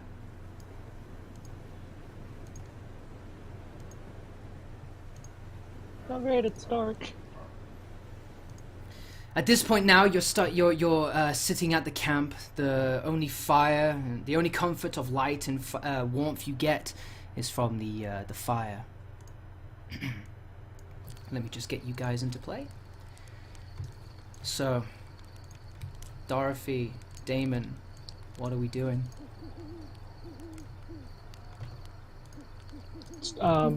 We gotta find our way back into the city. I gotta find my parents. I don't know if they're dead or not, but we can try to look for them. Yes, you certainly can. That's a goal. We need something to keep moving with, and that'll, for now, because Dorothy's just trying to survive and keep Dane safe until then, so she'll follow with what he needs to do, and which is find his parents. But Okay, so now you have a new goal, a new objective. You've lost too many people. Maybe, with what you've learned and what you've endured, you can prevent any others from losing their life. But, before you can do that, you realize that your boat, the only option out of this place, is a wreck. The motor's not working, it's barely afloat. How are you going to get back to the city on that thing without repairing it? Can we tomorrow. I was gonna say, can we build like a raft or something and like make our own oars and like just paddle our way? I don't know. Well, so all you have to do really is kind of take some time to procure some wood, stones, and kind of like, you know, tinker with the engine, and you'll be able to bring the boat back to a functioning level. Alright, well, I guess we can see what's wrong with the engine motor thing, figure out what's wrong with it. we should In get some the rest morning. though. Should you get some rest? We should get some rest. Alright. Are you both going to sleep? No, I feel like one of us should stay. Well, I don't feel like Damon would sleep, honestly. I feel like he's... Dorothy ain't gonna knock out after the shit they did. Yeah, We so can do at this shifts. point, I mean, you're a combination of physically drained from just climbing the mountain, then you were emotionally drained from having to finally let go of John, and then you have to climb down the mountain again in the dark. You guys are exhausted physically and mentally. What would you like to do? Well, I feel like... let's just go to sleep. But I feel like Damon would not get... Will be waking up constantly. Probably like every so often. Okay, yeah, sure. Dorothy's exhausted. She's traumatized. knocked out. Alright, so... And while when he lays down, I feel like he'll also be praying. He's a very religious boy. He'll be Yeah, praying for for sure. everyone's So, safety. as Damon kind of reluctantly puts his head down on one of the wooden logs that Dorothy has set out for him, he looks out into the city. He knows that his family is in the distance. And strangely enough, looking at the city, you get a sense of beauty and wonder. The city looks gorgeous at night. But just as you're about to let yourself kind of believe in that kind of childish fantasy, you were then aggressively brought back to reality as you see an explosion in the distance, and then you can kind of hear muffled screams kind of echoing over the surface of the water, rippling within earshot towards you, reminding you of just what awaits you back in Raccoon City. Well, he's just gonna be like, "Dear God, please let my family be safe. Please let everyone else in the city be safe and not go through hell like we did." So Damon at this point can only pray that that his parents hasn't even had to go through half of what he's just been through, but he'll find them and he will save them. At this point, fatigue takes over both of you, and you fall asleep.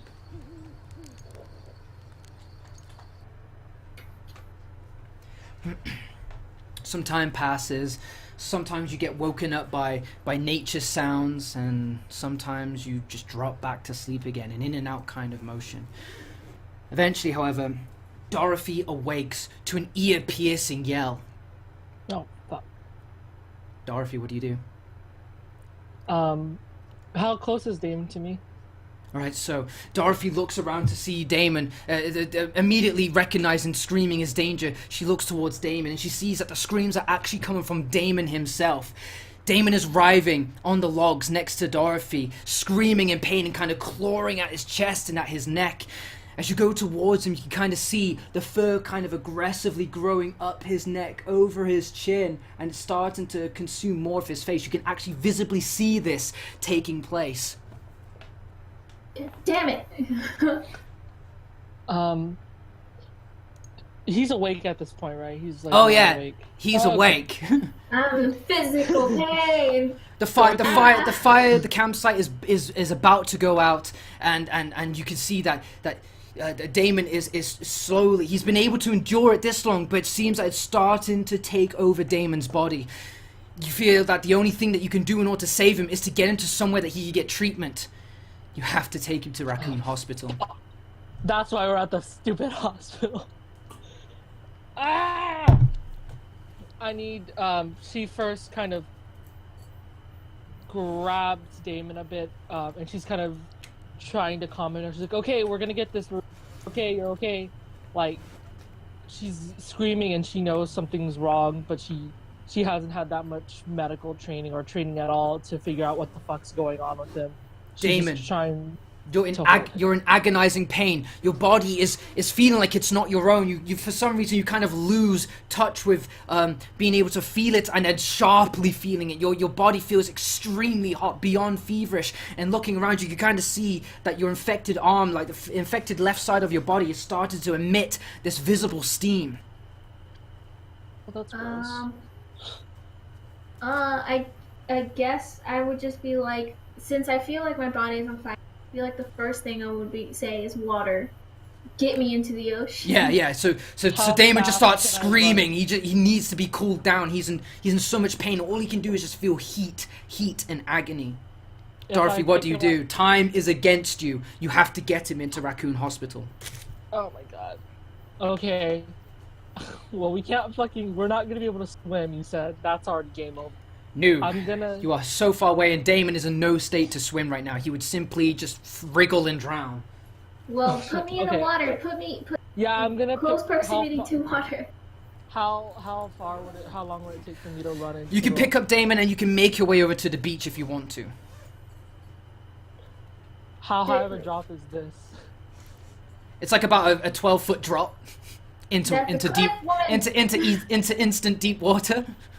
Alright, I'm gonna pick him up and I'm gonna fucking gun it towards the beach. Okay, you pick up Damon and you start heading over towards the boat. As you pick him up, you feel like your arms start to kind of burn as you're in contact with Damon's left side of his body. It's true enough, even though he feels it, he's actually emitting a ton of heat. You make it to the coast, what do you do? I'm gonna fucking dunk that boy in the water. Alright, so like, you give Damon a baptism then. Yeah, she's still holding him as she kind of guns it into the water. Yeah, Damon is kind of like clawing and gripping at your clothes and at himself as well, screaming. You kind of like just keep dunking him into water, hoping it'll help. The steam kind of subsides momentarily before coming back again. It seems that whatever heat he's emitting is just so intense, it's able to instantly just kind of boil the water that's landing on the surface of his skin. Well, when I'm like literally burning to death, I try to tell Dorothy to leave me by the shore, Okay. and try to fix the boat or try to do something. Okay, cool.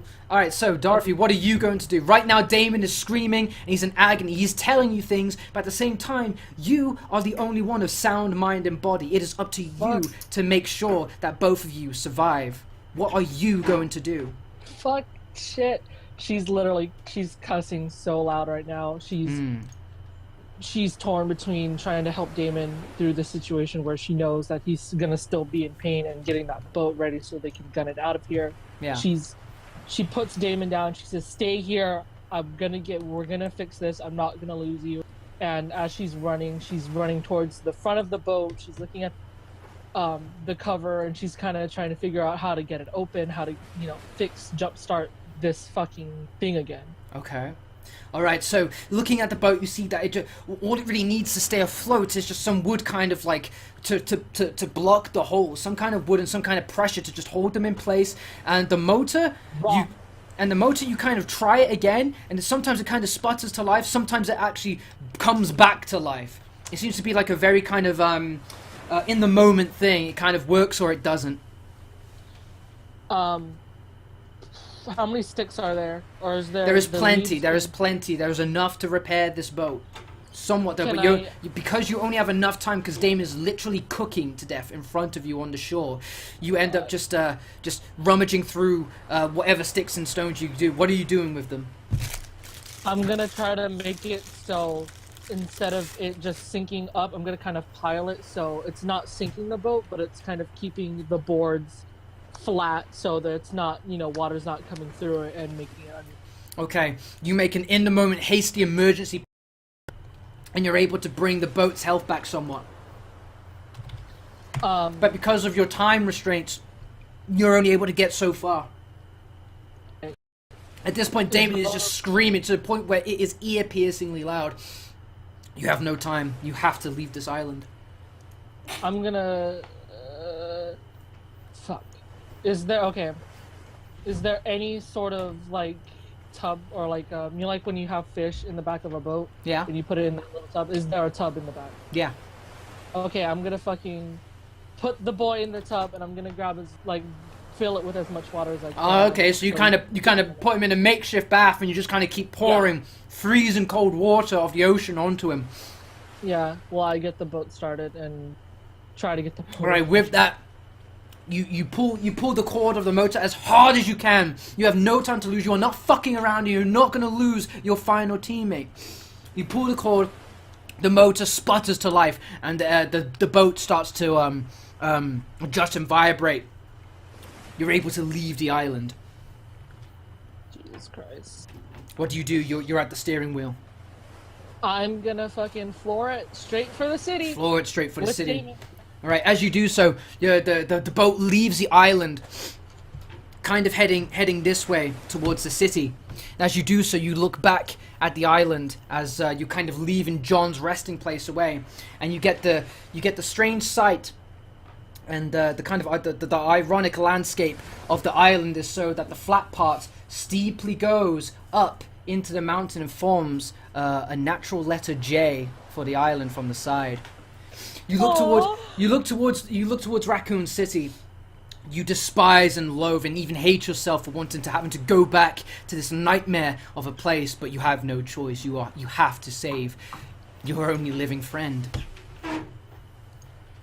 I feel like Damon at this point would be yelling for John, wishing John can help him. Yeah, so Damon's kind of like Damon's lying kind of like Damon's lying in the makeshift bathtub, just kind of like just instantly boiling all of this water on him, and he's having to rely on like the crashing of the boat into the waves as Dorothy just has puts all care to the wind and just floors it, making the boat crash aggressively against each wave, and with so it throws more water on top of Damon.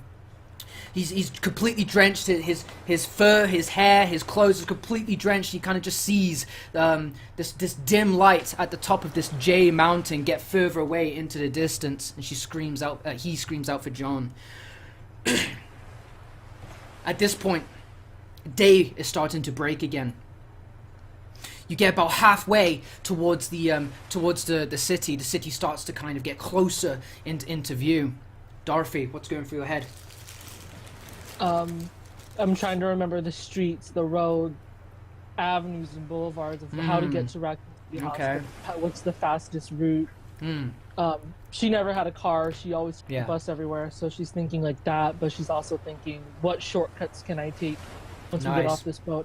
So Dorothy's kind of already given herself a crash course, like she's mentally prepping for heading back into Seattle. Right, okay, safest route is this, but last I heard that was barricaded or overrun. I've got to go this way. Shit. And it's just a chaotic kind of makeshift puzzle in the moment in your head as the city gets closer in view.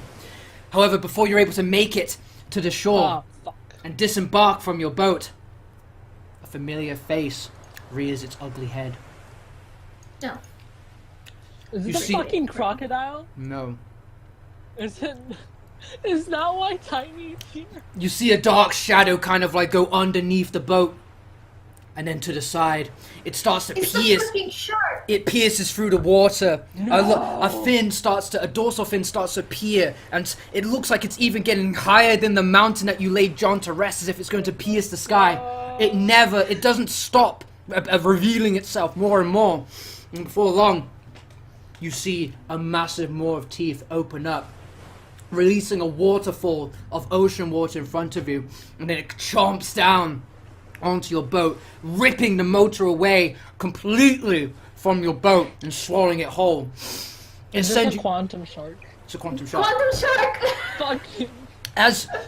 And with the force of the motor being ripped from the boat, it sends you and Damon rocking from side to side in aggressive motion, and it kills your boat dead, and you stay motionless.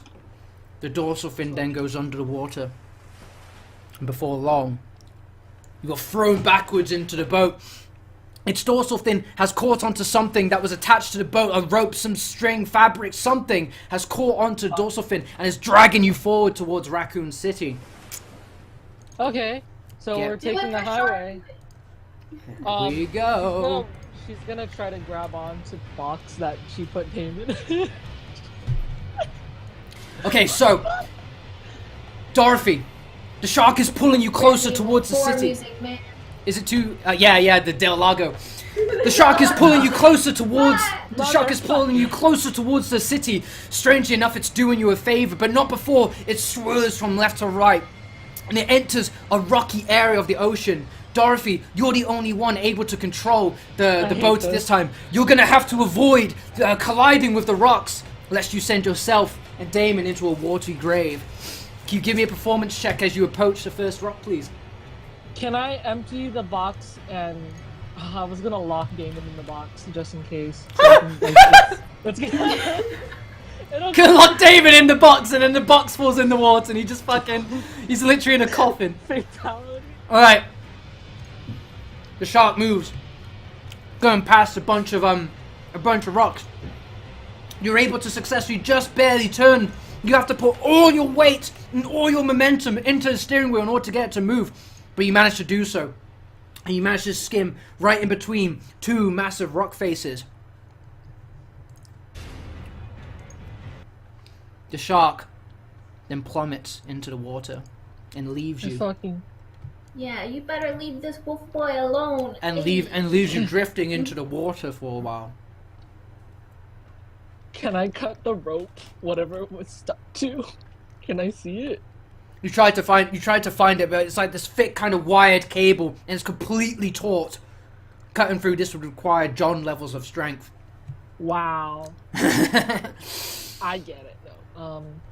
So the shark leaves you underwater for a while, as if kind of anticipating its next approach. Dorothy, you have 4 avenues in which to try and anticipate this shark's movement. North, east, south, or west. Where do you choose to look? I'm gonna look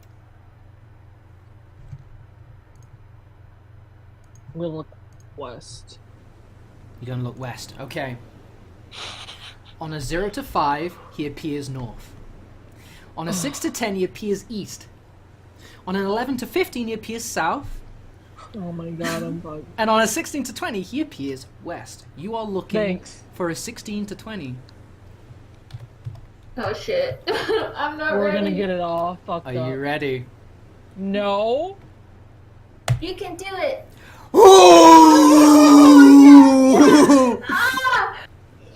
Your instinctive perceptions kicking once again. They are not going to fail you now. You've come this far to die now.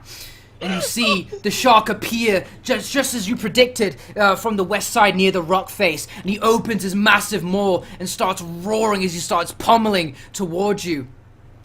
What do you do? Is he still attached to? He's still attached to you, and he's coming towards you now. It seems you need to try and deter this shark before he gets to you. You cannot move out of the way, for you do not have a motor. Can we jump out? Well, you could if you wanted to, but then you're in the ocean with a shark. Okay. So, can the motor's completely dead? Damon, you've kind of got some moments of clarity. What would you? Is there any kind of input, Yeah. something you'd like to do as well to assist Dorothy? Tell me something. Well, since I'm back, I'm still in a little pain, right? Uh-huh. Yeah. You're in the You do have your crossbow, though. I do have a question though.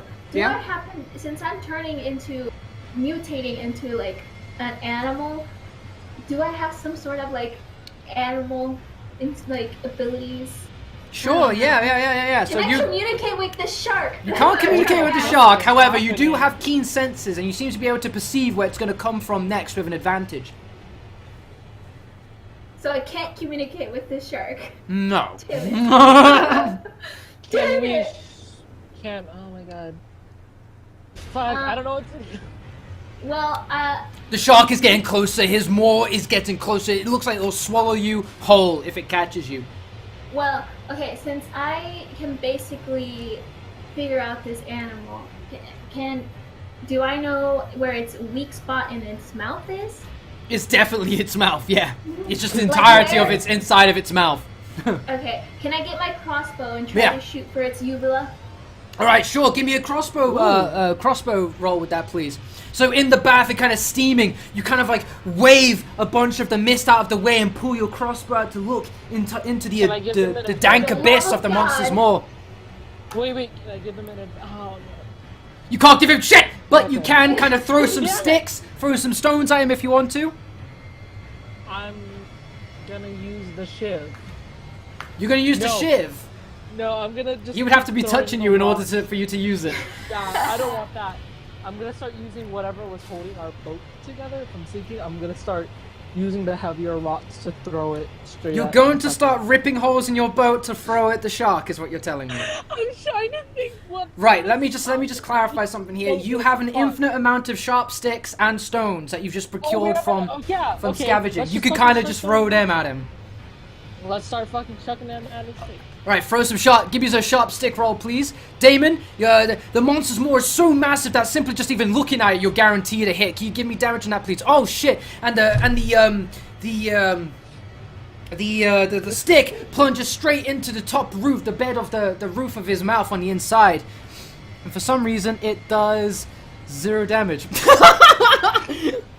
No, I think what is that? It does 0 piercing, but it does 5 damage. Or so, I don't know. I'll take that. It does enough Okay. damage that I was like, wow. the monster feels a sharp pain in the back of its mouth. And it kind of reels its head from side to side, and it goes down again into the water and pulls you once more, deterred from its approach. Right. Yeah. So, do All I right. throw a Pokemon? All right. So and the shark pulls you once again. He makes his way into another dense rock bed, swimming further in between two sharp kind of tunnels of rocks. Dorothy, can you give me a performance check in order to try and steer again through these rocks? For the love Oh of my God. God. For the love of sweet Jesus. Oh God! So as the shark kind of recorrects its course and it kind of pulls the boat aggressively from side to side, it throws you again from side to side, and you kind of keep letting go of the wheel as you keep trying to hold on to it, and the boat kind of collides into the rock bed, takes a bunch of damage, and then gets thrown into the other side of the rock bed, taking even more damage. Is the rope fucking cut yet? Fuck no! And the shark ends up pulling you. and the shark ends up pulling you into another I hate this.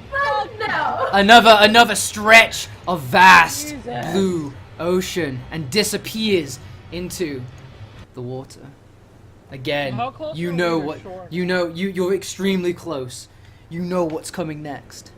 Could The we shark swim? is Can I? not yet. use No, my animal not powers? yet. All right, Can so Dorothy, first of all, he's coming back. Where are we looking? Okay. North, east, south, or west? Can I roll perception and then tell you which way I'm looking? Or you know what? No. No, Can you've I just look- got to guess. Right now, all you're looking at is just water. Water, left, right, up, and down. It's just the same. He can come from anywhere. I'm looking south. You're looking south. Damon, can you give me a perception check? You kind of like your ears begin to twitch. Your nose kind of like shrinks, like snivels at the. Oh no, wait. We just came from east or. He could come from anywhere. He could come from anywhere. Okay, yeah. Then I'm sticking Damon, to it. you get the idea that he can come from one of two places. He can either come from west or north. Where do you think he's coming from? I want to say north, but knowing you would make him come west again. It's a random roll. It's not in my hands. You've Then got how do you know it's the basically limited your 4 options to 2 options. You still have a 50-50. Well, no, you have 50-50 chance, but before you only had a 25 chance. West Roll the or dice, roll north? that high though. North? That's what you gotta think. North is what you say? Wait, tell me the rolls again. The numbers. Basically, we're gonna roll a 1d20. Odds, it's west. Evens, it's north. Oh, okay. I want to say. Let me look at my past rolls. Let me look at my past rolls real quick. It's just random. It's west or north. What's it Okay, gonna fine. North. be? North. Okay. Damon just kind of gutturally claws at his throat and kind of just enunciates the direction in which he's pretty sure it's gonna come from. He kind of yells out to Dorothy, "North! He's coming from north!" Dorothy, are you going to look north or are you going to I look am. west? All right, you end up relying on your teammate who has never let you down, and you end up looking north. Don't play it up too much. For the love of God, sweet baby Jesus, please. You're Oh my looking God, you're looking for evens. You're looking for evens. Please. You wait, you ready up your sharp sticks. Damon cocks a bow and you both look north. For the love of God. Sure enough, true to Damon's senses, the monster begins to rise in front of you. He was coming north all this time. Frustrated at instantly always being caught out. He charges and roars at you. This time you see tentacles coming from the back of his mouth. He's not fucking around. He comes towards you. I wanna Damon, shoot what are you doing? 5. I want to shoot 5 of them. All right, I'll tell you Right in what. the middle of I'll give you 2 crossbow shots, and I'll give them advantage because you knew he was coming north. Dorothy, what are you gonna do? I'm gonna throw another pair of sticks at him. So you're gonna take 2 sticks in both hands. You're just gonna throw them as hard as Yeah. you can. Oh shit! Can you give me a stick roll with advantage, please? Nice. Again, both of them. The stick goes straight into the monster's maw again once more, and the bolt ends up cutting through the shaft of the stick and piercing it even further into the monster's maw, cutting Do I through the have to roll back twice? of his head. The monster reels its body. You get to see its scaly, horrible, green, sickly stomach as it goes up into the air and slams down onto the ocean bed. Can you give me a strength check in order to stay on top of the boat, please? Can I hold on to Damon? And give Sure, him you can hold on to advantage? Damon. Okay. Can you get an advantage from that? Sure. He's gonna need it. You gonna need it. Oh my god. Oh shit! As the monster throws the entirety of its body into the water, it pretty much sends your boat from being flat straight up into like a vertical plane, and you end up falling off of the boat. Dorothy, can you give me a dexterity check to see if you hang on to the boat and onto Damon? just barely you hang on to Dorothy, you hang on to Damon and onto the boat as the boat collides onto the water. At this point, the monster's had enough of your games, and it starts running, it starts swimming towards the rock bed here. There seems to be two sharp, massive boulders colliding together, and there's a triangular gap at the ocean as both of the rocks meet, and the shark goes swimming straight towards it. The shark doesn't anticipate how low this how tall its fin is even, and as it collides with the rock ends up shearing the entirety of its dorsal fin clean off of the shark's back, sending a cascade of blood against the rocks into the air, and with that it severs you from the dorsal fin, the wire, and the monster sinks into the depths after a ear-piercing kind of howl. Finally. Can I request a bathroom break? Yeah, sure. Take 5, guys. We're about to head into the hospital. All right. I'll see you guys. Gosh. I'll see you guys in a minute. We'll check in with Tiny and with John and see how they're feeling about everything that's I going have to on. run Okay. downstairs to go use the restroom. Hang on a second. Come here, doggy. My dog's not entertained. So.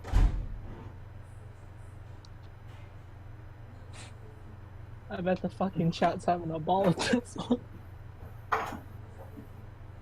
Great. All I have to say is I'm looking forward to meeting Team B in the arena. Who do you honestly though? Do you think we're probably gonna kick in the arena? Yeah, This is kick a their ass. there's a They don't stand a chance. fair chance, but we got Tiny. I was hitting Nemesis for triple their health, so I don't know what you're gonna do, guys. I'm just saying, it looks like Teamy's team. Hey Team A is guys, gonna I'm back. How are we doing? secure the win. Just shit talking Team B. Shit talking Team V, get shit on current. Neither of you had any of this emotional shit. You just killed Yeah. babies, you fucking Yeah. psychopaths.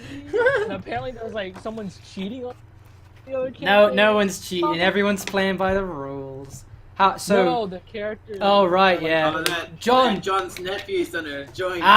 John, Tiny. How do we feel about the session so far? Yeah, it's going good, going good. It's going good. Good. Like it. Good. That music got me. That The music- mountain music. Yeah. I listened to it throughout the entirety. I was thinking of the funeral service for John, and I was just like, "Damn, this is heavy stuff, man." So Yeah. I I liked was it. missing I really liked it. before we. The Yeah. chat was entirely crying faces. Oh, were they? I didn't see. I was Really? I was too busy. All my attention was on seeing. It has been since we started on seeing on the A team because, yeah, I wanted that to be like, you know, like that's Well, it certainly fucking hurt him. did it good. That's what it was supposed to do. But I thought it was a nice little tribute to John. Because we didn't get time to say goodbye to John. We kind of got a little bit of a memorial for Tiny after the end of Scenario A. But with John, it was like, oh yeah, John died as well. Because it's like, we didn't plan that. Yeah. We didn't plan that. It's like, oh, yeah, and John died. You know, so with this, That was so. Oh my god. with this, I wanted to be, okay. Yep. You've now got the Yes. time and the place to kind of fully digest and process that John's gone. He was too strong to live. He was too strong to live. He was too powerful for this earth. Must nerf. Yeah, self-nerf. Self. that- Yeah, must nerf falls on Blade. It's for the game's balance. To delete this character. That's what I get for min-maxing. Oh. I still want a zombie John delivery fight. driver. What fight? A zombie. Someone asked for a zombie John fight. I No, will be a zombie in the arena. no, Zombie thing, John's not a not zombie. He wasn't infected. He simply just gave out to the immense trauma that was put on him. Okay, I'm back. All I right. was a bit sad you guys I didn't want to try to know roll a who's my medicine check. spider be. I tried to resuscitate the skeleton. Yeah, nah, that ain't working. All right. Nat Wait, what 20. happened? That's 20. Oh no, you've created. Oh, here we go. That's why that's probably what I'd have to stop in at DM and just. I'd probably make some horrible shit like saying, "Oh, you kind of managed to get a death rattle out of John, and you thought he said something, but really it was just like death breath." The All right. gases. Yeah. All right. Are we back, Damon? Yeah, I Ready? just ran downstairs to use the restroom. All right. How we doing, guys? Before we jump back in, we having a good Are time? you guys liking it so far? Man. I hate to say this, but in about 20 minutes, I will have to go to work. Oh no! No! Ruined! It's ruined now. Oh well, we'll Are see. we We'll see. It's ruined? definitely. I don't think it's going to take longer. I don't think it's going to be as quick as 20 minutes. But we're kind of at the end. All right. No! Oh no! Are we ready to get back into Don't you Shattered Not memories? now that I know we're I'm almost informed. done. For some reason my waves aren't working. I'm just going to check to see if the music's working. There we go. I can hear the waves. Oh, I couldn't. All right. Well, as long as you guys could. All right. Are we ready to get back into the session, guys? Yeah. Sure am. All right, so the shark rips its dorsal fin as it collides into the small gap of the rocks. It separates you from the shark, and the monster just kind of sinks back into the dark, dank abyss of the ocean, just leaving a grim, dark red puddle of blood where it last was. Your boat is without a motor, and you just kind of end up drifting towards the shore of Raccoon City. Is at this point, the boat kind of collides with the coast, and you end up doing the same as before. You pull the boat onto the shore. Dorothy, you see Damon kind of just writhing in the box. He's kind of trying to keep it together. I mean, he could probably walk, he could probably do something, but he's in so much pain that he's not 100%, to say the least. I'm gonna carry him. You're going to carry him, Damon. Do you accept this? Sure. All right, so with that you start to get burn wounds over your arms, kind of like, well, not burn wounds, but rather that your skin is getting very red at how hot Damon's body is. It's insane how he's even able to stay alive, let alone remain conscious. You end up spending what seems like most of the day kind of navigating the streets, the alleyways of Raccoon City. You narrowly avoid hordes of zombies kind of like roaming on the streets, and even people who have kind of lost their minds and start kind of shooting people and screaming at people. It's absolute chaos in the city. You've had to kind of rely purely on yourselves in order to get towards Raccoon Hospital, but eventually you do so. But it takes most of the day, and at this point, night is already broken. Hey. You end up outside Raccoon Hospital. The entrance is completely clean, no breaks or smashes or anything like that yet. But you end up into the Raccoon Hospital, and the front door is kind of like open to greet you. You have Damon in your body who's giving off steam, and kind of like you kind of hear sometimes his skin kind of like cackles in the heat. What are we doing, Dorothy? I'm gonna stealth and I'm gonna try to see if there's we're on the first floor, right? Or You're going to be entering the first floor, that's right. okay, I want to roll perception to see if there's anyone or anything around. Alright, give me a perception check, please. Should I do stealth and then perception, or Yeah, sure. Whatever order you like. Perception. Alright, so you don't need to have keen eyes or senses in order to be able to perceive the undead, the familiar horrifying gurgles and gnashing of teeth. They have all of their backs towards you, however, as they seem to be slamming onto a door at the far end of the reception hall. And you also they're so busy with trying to get through this door that they don't even notice you enter. Shit. 5, 4 street. Okay.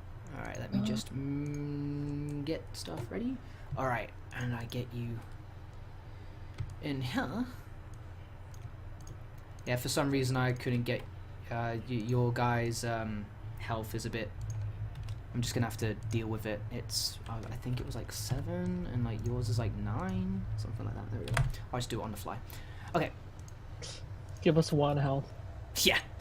So you enter the hospital. Strangely, the cleanest place you've seen in a long time, despite the fact that there are a grouping of the undead slamming, kicking, and just kind of ramming their bodies against the door with each successful kind of like thud of the zombies. You hear someone or a bunch of people inside the other side of the door kind of screaming and asking for help.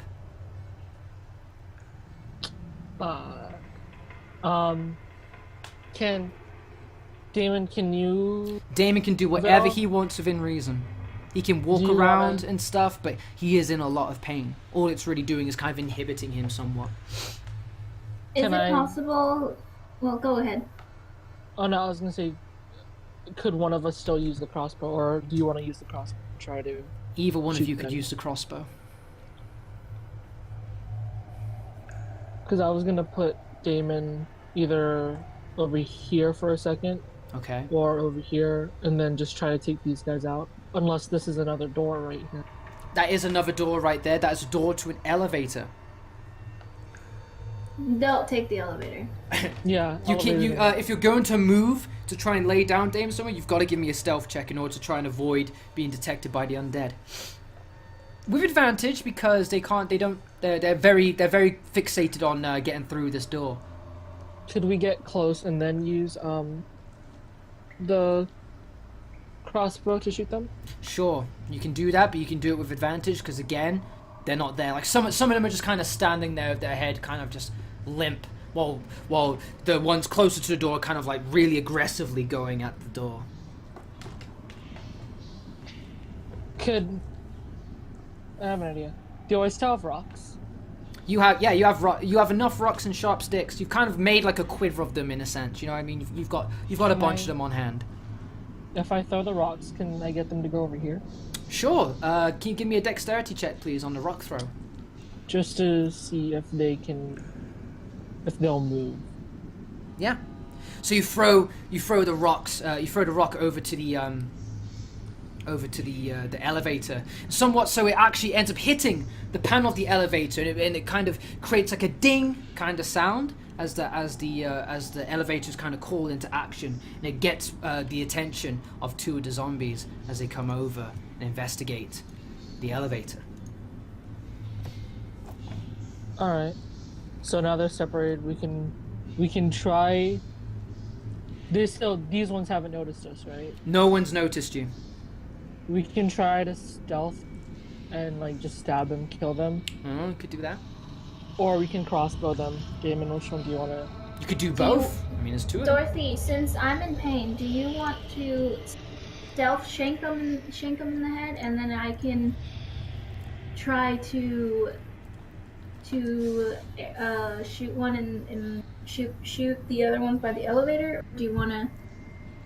I'll try to shank these two, because I don't think we need to kill these two as long as they're not focused on like what's happening here. So can I try to shank this one? Right, you're gonna have to give me a stealth check with advantage to get up close to the zombies, and then you can try and shank them if you want to. Shank them in the head. Right, you successfully kind of lower your stance, kind of like a cat prowling in the night. You kind of just slink over towards them. Successfully, you get in between both of the zombies. What would you like to do? Can I be like freaking cover?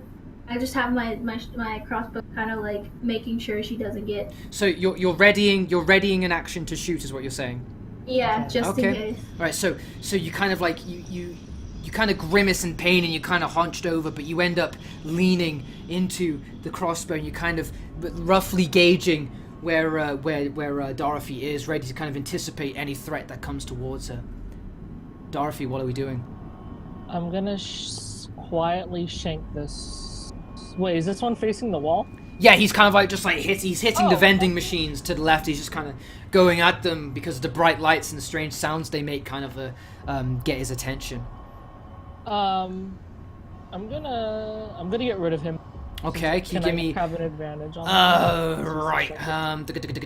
Let me. I gotta get a shank. I gotta get a shank for you. I can just use sharp stick. Maybe? You yeah, have, okay, you yeah, have yeah. my Yeah, you could, yeah, give me. No, actually, no, because it's a different weapon type that's for. Okay. So let me just get this real quick. All right, Dorothy, character sheet, and there we go.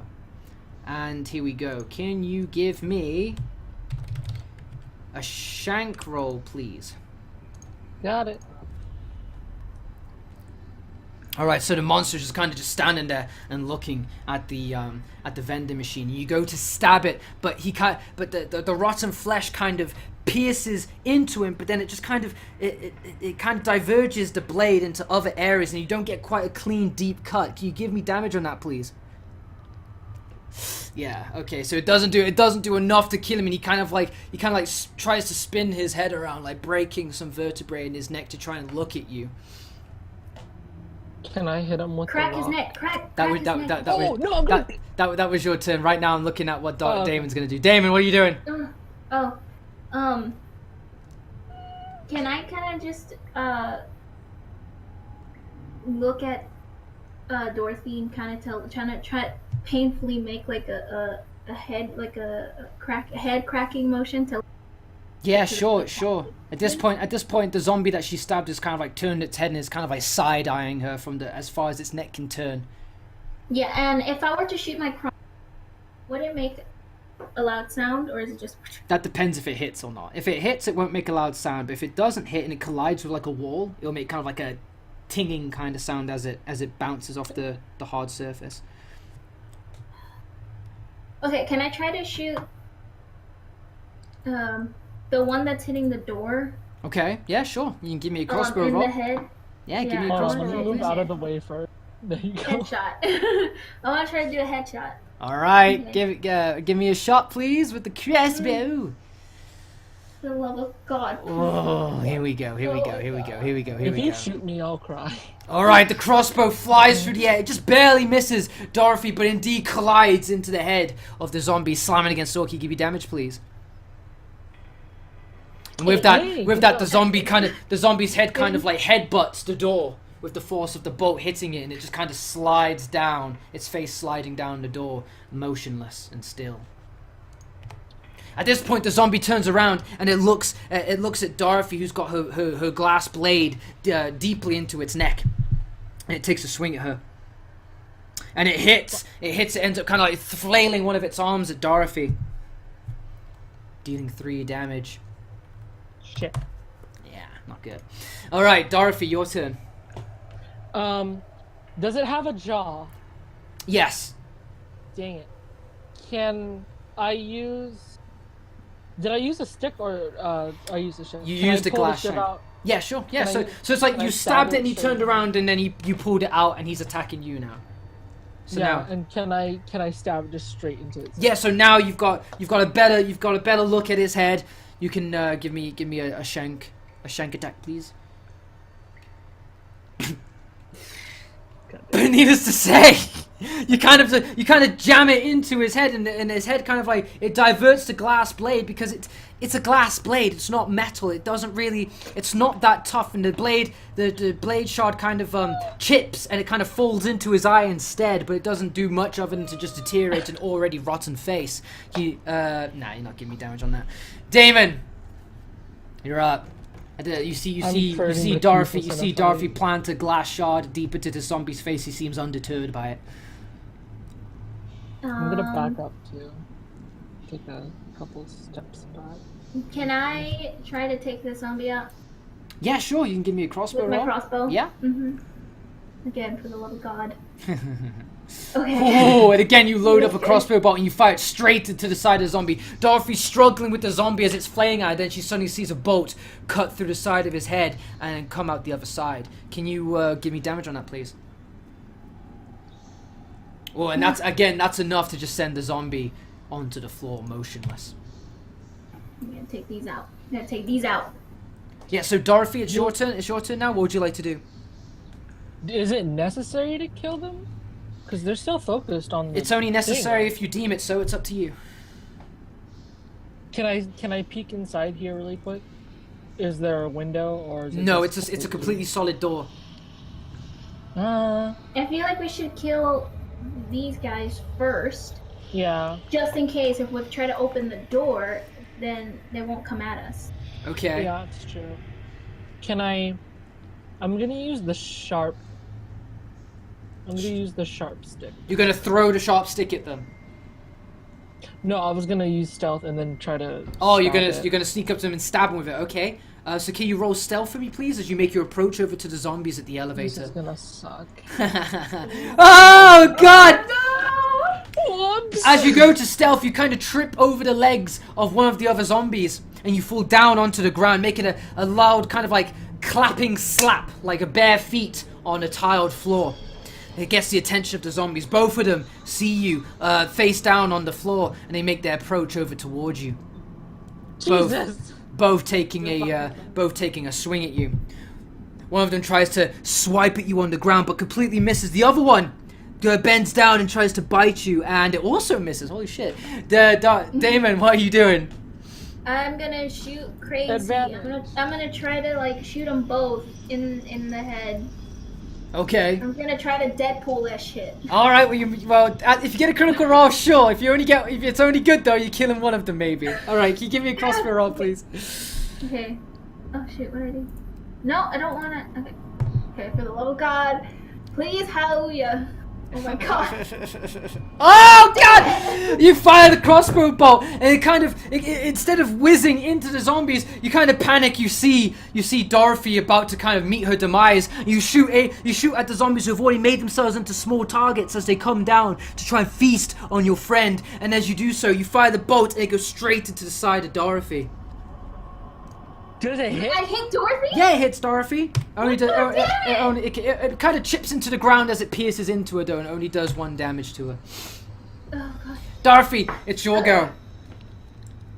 You're on the ground, and both these zombies are crouched down, trying to pour at you. Can I kind of roll and then get back onto my feet? Yeah, sure. Can you give me a athletics check to get back to your feet, please? Oh, cool, athletics, which I have a -1. Okay, you manage to kind of like scramble and kind of like kick your way past the zombies, kind of like booting them in the face as they try and like bite onto your shoes, and you manage to kind of like shimmy back up against the vending machines and get to your feet. Can I climb onto the vending machine? That's going to be the rest of your turn, I think. You spent most of Yeah. it. You spent most of it kind of like trying to get to your feet and get away from them. Damon, what are you doing? Do I have any animal instincts happening right now? All I right. just want to become full wolf mode. Full wolf mode. You want that? No. Ooh, maybe. Who knows? Right. So, your perceptions kind of like at the moment they kind of come and go as the infection is kind of pulsating through you. It's trying to take over you, but it hasn't got a firm grip yet. In the moments that it does, you have like a keen heightened senses, but right now you don't. All you do is receive and feel pain. You see Dorothy kind of pinned up against the vending machine. She looks a bit startled, and the other zombies are kind of coming towards them. They have no idea of your presence right now.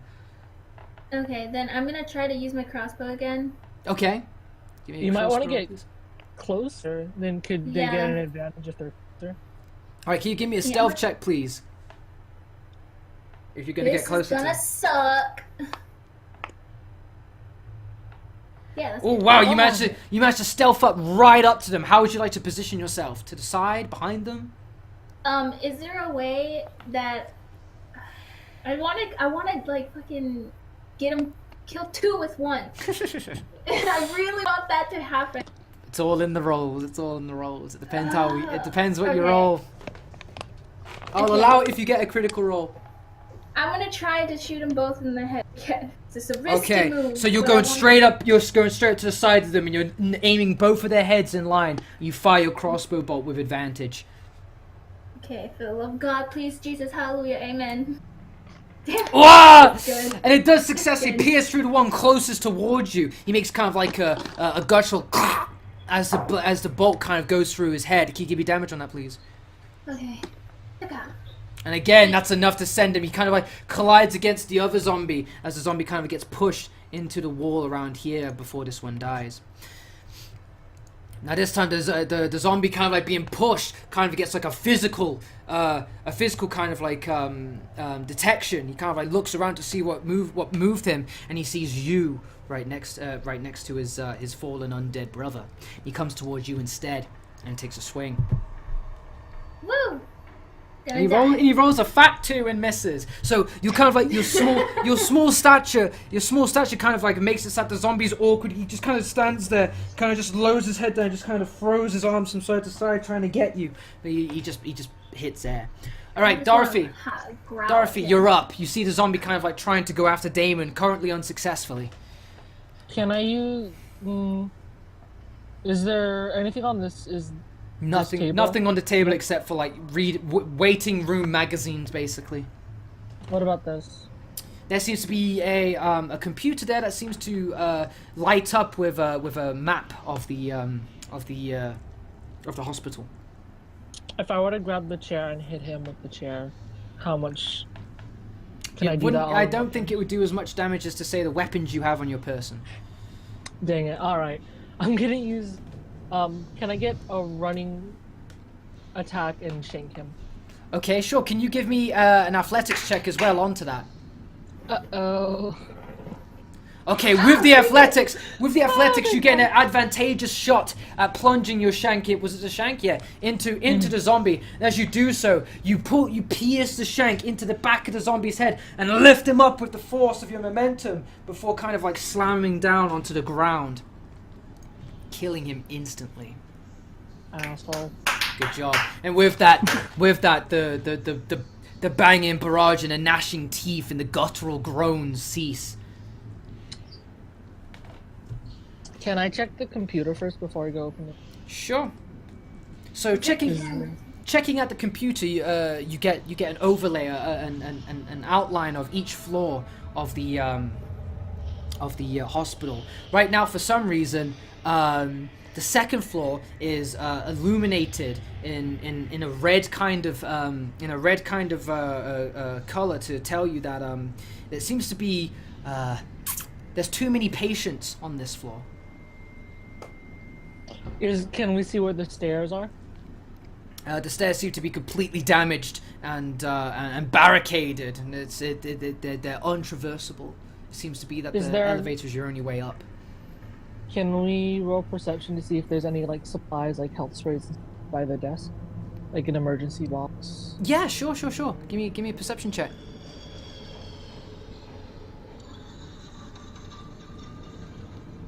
Alright, so looking around, you see nothing but files on the desk, but then you kind of check the drawers of the receptionists, as you get an idea that this is where they would kind of keep their more personal belongings. And inside the drawer, you do see a green herb in front of you. Which one of us is at low health? So Damon is at 7 health, and Dorothy is at 5. I'm gonna save it for now. Okay. You also get a notification message on the PC telling you of a warning that seems to be widespread across the hospital. It's telling you to stay away from using the 3rd floor prototype beds on patients. For there seems to be patients who've already been subjected to the beds have already had a 100% mortality rate. They're simply not ready for public use. They're designed in order to remove all sorts of contagions and viruses from the bloodstream by creating thousands of micro-traumas within the blood vessels, essentially trying to bleed out the contagion from the host. But it turns out it bleeds out the host themselves. They end up just dying of internal wounds. Can we check this door really quick? Can we call out to see if anyone Sure. responds? What do you do? I'm just gonna kind of knock like a normal person, like, hey, is anyone in there? We're not whatever the fuck these things are. And she kind of kicks at one of the zombies. She just kind of... Alright, so the moment they hear some kind of movement, some kind of force against the door, even if it was just a knocking, they're still out there! Get away from the door! Okay, cool. They seem to be freaking out. And I'm like, is it possible I could get like a piece of paper thing and slide it under the door and write "we're human"? It's good. Yeah, sure. So you get a piece of paper, and what are you doing exactly with it? I want to get a pencil and write on it, and it's all good. We're human. Trying to open the door. It's safe. We killed zombies. It's all good. We're human. Try and open a door. It's safe. All right. Okay. So you open that and you slide it through the gap of the door into the room. At the sight of the paper coming on the door, the skittish people on the other side, you hear a scream at the reveal of the paper. It's like, get away from it! Get away from it! It's like, what the fuck? Yeah, you kind of hear some murmurs like. Not you can't quite discern what it is, but eventually. You hear the kind of crumpling of paper being picked up from the floor. And the other person, there seems to be someone immediately on the other side of the door. And he says, and he's reading it out loud. It's all good. Open the door. I think there's survivors on the other side. And the other guy, some other voice inside the room tells him, it's a monster trick! Don't fall for it! Get away from the door! Like, I don't know, man. They seem... I think there's people out there.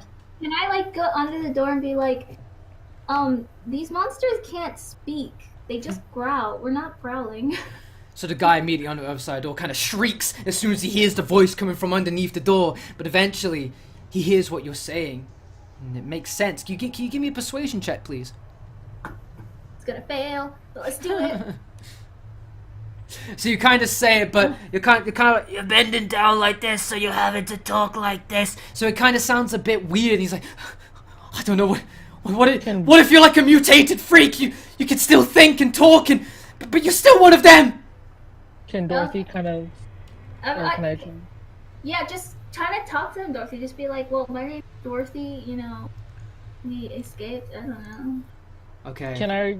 Can I say can I roll persuasion and then say what I want to say? No, you can't. You can say what you want to say and then roll persuasion. She's kind of banging on the door now. She's panicking. She's like, look, we have a child with us. He's in need of care, and I don't know how long he's gonna last. He's not infected. He just needs help. Okay. And she's just kind of panicking. Okay, give me persuasion that, please. Then I hate 12 rolls. It's kind of like that middle ground. You don't know what to do with it. Yeah. So there's a moment of silence as you kind of contemplate your words. Two different voices seem human. They gave them a note. I don't know. All right, here's the deal. We're gonna open the door slowly. If you do anything, we've got guns in here. We'll shoot you. I doubt. She kind of mutters. Before they open the door, can I take off like my jacket or something and wrap it around my face, and I have like wolf face. Okay, yeah. So you wrap the jacket, you kind of obscure the fact that you're half monster. Before the door opens, you kind of quickly just tie the sleeves behind your head, and you kind of mask yourself. You just look at them. Your face is kind of like a bandana, kind of covering half your face. It's kind of just like drooped over your head, kind of like crazily. And you see, and the door opens, and you're greeted by a shaking gun coming through the gap. And it kind of slowly opens even more to reveal a man in a doctor's uniform with a gun, looking completely distraught, looking at you. Say, so you're not one of them? Dorothy. No. No. Oh, Tiny's gotta go. All right, Tiny buddy. All right, mate. Well, you have a great one, buddy. I hope you enjoyed the session. Have fun at work. Yeah, I hope you enjoyed it. You have a great day. About us. And hopefully you'll get to see the ending when you come back, and hopefully you like it. See you guys on Twitter. Take care, buddy. You have a good one. Thank you for being in Scenario A. Bye. Die, alright? Don't die. Don't die. Rule number 1. Alright. He says, you're not one of them, are you? He's kind of like just shaking his gun from both of one of you. Like, No, but I either need side. medical attention. Why? Did one of them bite you? Is that what this is? Are you infected? No! He's not No. bitten. Dorothy's kind of hiding him again. Nothing bit me. I was shot by a crazy. They gave me a shot. I don't know. Show me where you've been shot. No, not with the gun, with the needle. I'm trying to lie my way. Oh, okay. Okay, give me a deception check, please. Ooh. Oh, Okay, God. you kind of lie through your half canine teeth, and it's not quite. It's not. He's not buying it. He's too on edge, and he's a medical professional himself. He knows what to look for when it comes to needle kind of attacks, gun attacks, you name it, stab attacks. He knows what he's looking for. And right now, your reluctance to kind of show him what he wants to see only puts him on edge even more. You fucking no! You're lying! You're lying! Okay. What's with the jacket on the head? Huh? Show me! Tell him, Show me what's on your head! I'll promise to show you. Can I grab the gun? No. Okay. Can you give me? Are you trying to get the gun? No. He's aiming it at. I'm telling you. He's about to pull the trigger. He's about to pull the trigger. I'm fucking grabbing the gun. You grab the gun. I'm Okay, can you give me a gonna dexterity knock it out check, please? I'm so sorry. I don't want him to shoot you. I don't want to get shot. Oh my God. You lunge for the gun just as he's about to pull the trigger, convinced that she's one of them, just trying to do some kind of monstrous trick. You grab the gun, and you just manage to barely pull it to the side as he discharges the weapon, and the bullet flies right past you. Roll for initiative. Oh shit. Do I have the gun now though? No, you were wrestling with the doctor to get the gun.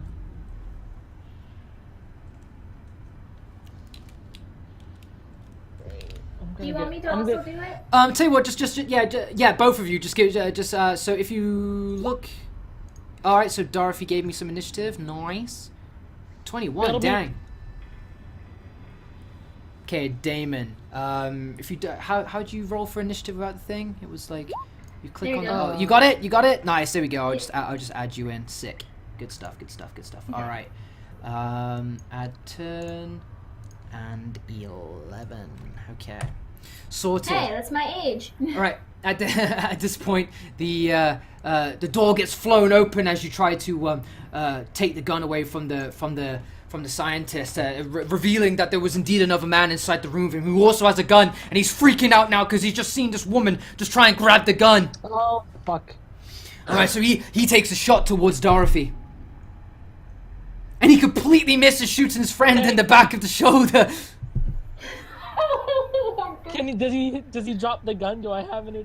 So the guy so the guy kind of loosens his grip on the gun, but he's still holding on to it. He fires another shot into the floor, and he just screams in pain. All right, Dorothy, what are you doing? I'm gonna try to. Can I try to hit? Can I have one gun still trying to pull it and then try to punch him? Right, so you're gonna have to give me a strength check to see if you still successfully wrestle with him with the gun, and then what are you trying to do? I'm trying to punch him. You're trying Like, to punch pull him. in. Oh, Yeah, okay. go like that. Wow. Okay. Can I get an advantage since his shoulder's shot now? Yeah. All right. You get advantage because he's got a busted shoulder as he's holding onto the gun. Oof. Okay. What's that? That 7-8 was your roll, right? No, wasn't it 17? Because we just did initiative. Or Okay, I'll take the 17. I don't know which one. Because I'll take the 17. You managed to able to kind of like rip the gun out of his wrist, and it kind of, yeah, as you twist his arm, and his arm kind of like rotates in pain, kind of exacerbating the wound in the back of his shoulder as the bullet kind of digs deeper in his shoulder blade. He kind of screams even more. You have the gun by the barrel now, and now you're doing what exactly? I'm gonna punch him. You're gonna punch him. All right. Can you give me a strength check, please? Strength roll, sorry. Yeah. All right, and you go to punch him, but he's just flailing, kind of moving his head from side to side in pain, and you end up just punching air. Damon, what are you doing? But I do have the gun, right? You have the gun by the barrel now, yes. Can I open my shark mouth and take out the apples that I put in there? And So you've got apples. Okay, you've got the shark. You got the apples in the shark mouth. Yeah, and what are you doing with them? I want to make like a peace offering. A peace offering. I have food. And like I have 2 apples. Right, you're going Somebody- to need to give me a critical persuasion check on that, please. I want to try. Oh my goodness. Goodness. Pretty sure it's apples, not bananas. Yeah, this is fucking this is apples, mate. All right, persuasion. All right, yeah. So are you wearing the shark head, or you just have it on your side? I kind of have it on my side. You have it on your side. You kind of like pry open the sharks more, and the scientist looks at you as you're opening this monster's severed head, and opening his razor sharp maw. And he kind of just screams in horror and in pain, like, "What the fuck is going on? Who are these people? What the fuck?" And you... attacking this man. Okay. I'm gonna bite the shit out of him. Meanwhile, the other scientist is like, "What the fuck's going on? Oh my god, I'm so sorry, I didn't mean to... Oh!" And he fires another shot. This time at Dorothy. No. No. And it misses barely. Barely. It hits the door frame right next to you and the scientist. Dorothy, you'll go. You tried to punch the scientist. You've got the gun by the pistol by the barrel. What are you doing? Dorothy never learned how to shoot a gun, so she's trying to figure out how. And she's shaking, but she. Well, she's fired many a shotgun and rifles in the past. That's That true. was pure luck. Look, she didn't know jack shit about weapons. She first kind of waves it at the other doctor. She's like, "Stay back, stay over there," and before whipping it back towards the doctor that's attacking Damon. Right, is there an intimidation roll or a persuasion roll maybe? If there's no intimidation, if there is no intimidation, give me persuasion. But if there is, give me an intimidation one. Yeah, there's an intimidation. Right, can you give me an intimidation roll, please? As you've got the gun and you're like, "Don't fucking move, cunts." Right, you pull the gun out and you wave it at them. Right, don't move. Now all they see is that the monster has shark faces and they have guns now. They're even more dangerous. Holy shit, we definitely need to kill them now. And they seem undeterred by trying to finish you off. Shit. Right, Damon. Damon, what are you doing? Okay. Can I slowly, move my shark head away from me and take off like my wolf pellet coat thing and kind of just like kick it away from me and trying to tell him it's fine. I just need a doctor right now. I need something to me. I don't know. Right, so are you revealing your infection to the doctor? Is that what you're saying? Like you're revealing the fur? Let's go with yes. Alright, so you drop the shark head, you pull off the cloak, and you kind of like lift up your shirt to kind of like show him your body, and that just that freaks him out even more. I knew it, they're a fucking monster! And they just keep freaking out, lashing, even in a crazy frenzy, even further. And the guy tries to strike at you with the scalpel even more. However, in his sudden disorientated frenzy, he just saw the shark face. Now he's got a gun pointed to him, and he sees the weird fur on the child's body. He's completely overwhelmed with overinformation, and he just slashes at air around you, trying to cut away at your throat and your face. While the other one with the gun in the back takes another shot at Dorothy now that he sees that she's got a gun, and again shoots his friend in the back, killing him. Kills his friend, but at this point, he's frothing at the mouth. He sees his friend die. You monsters! You killed him! And he keeps firing shots at you. How many shots has he fired? He fired 3. He shot his friend with 2 of them, and he shot one at the door frame. 3, 4. So how many did he have to begin with? Oh, he's got enough bullets to just keep shooting at you until this encounter's over. Okay. Alright. I was gonna say how many were in the round, but Dorothy, what were you saying? what would you like to do? I'm gonna try to intimidate him. I'm gonna tell him that more of us are coming, and he better just give up. Okay, can you give me? Wait a second. Oh, There are more of us, and we're coming. Yeah, he's already on edge. He's lost it now. He's like fucking bloodshot in the eyes. He just killed a man, but he's in such a frenzy that he's convinced you did this. You might as well kill him off. Yeah. Okay. I'm gonna fucking Get him out of his misery. Can I run and hide behind this couch and then try to shoot him? All right, sure. Can you give me an athletics check to see if you can kind of get underneath the couch before he fires another shot? Alright, you tried to make a break for the couch, and he takes that as an approach, as a threat. You're coming to get him now. It's his turn to die instead of his friend now that he's dead. And he freaks out, and he goes to try and take another shot at you. So you make it to the couch, but that's all you're able to do.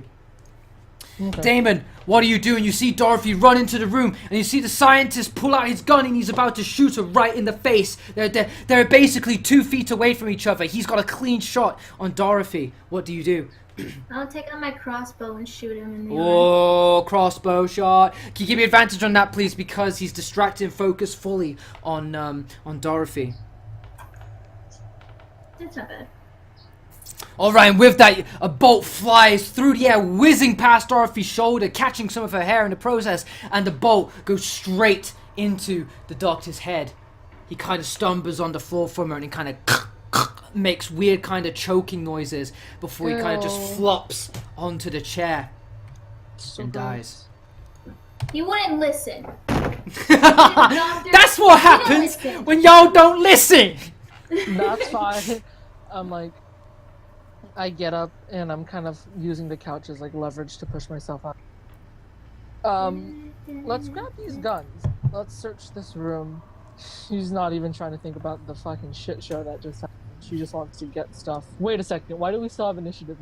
Is there another enemy in here? No. Yeah, Oh. you're done. I want to scavenge.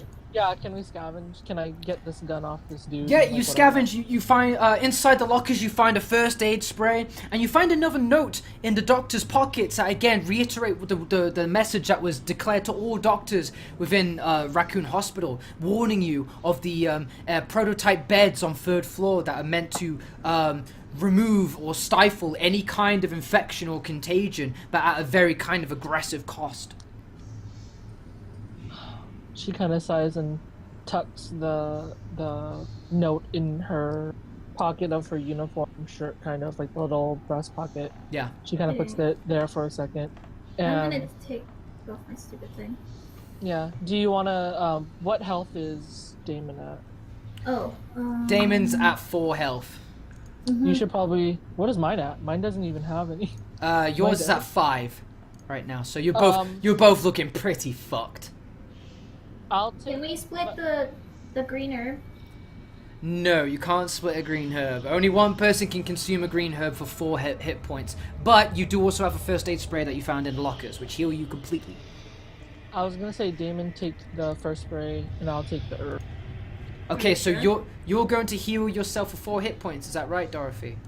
Yeah. Is that and, PlayStation Damon- 2? No, you had a PlayStation 1. No one's managed to recognize that console successfully in this campaign. Last session they went. Raptor pointed it Last out. session we had Victor go. Is that an Yeah. Xbox? Like, are you fucking serious? Yeah, At least I guess it was a PlayStation. you got the you got the right brand. Yeah, you got the right company that it's from. All right. And Damon, are you consuming the first aid spray for to fully heal Yes. yourself? Okay, so you Yes, I fully. am. Oh Jesus, you fully heal yourself, bring you back up to 16 hit points. Alright, I want to also take off the bandana thing and put on my shark helmet. Okay. Shark helmet's back. So now you're putting on the shark helmet. Okay.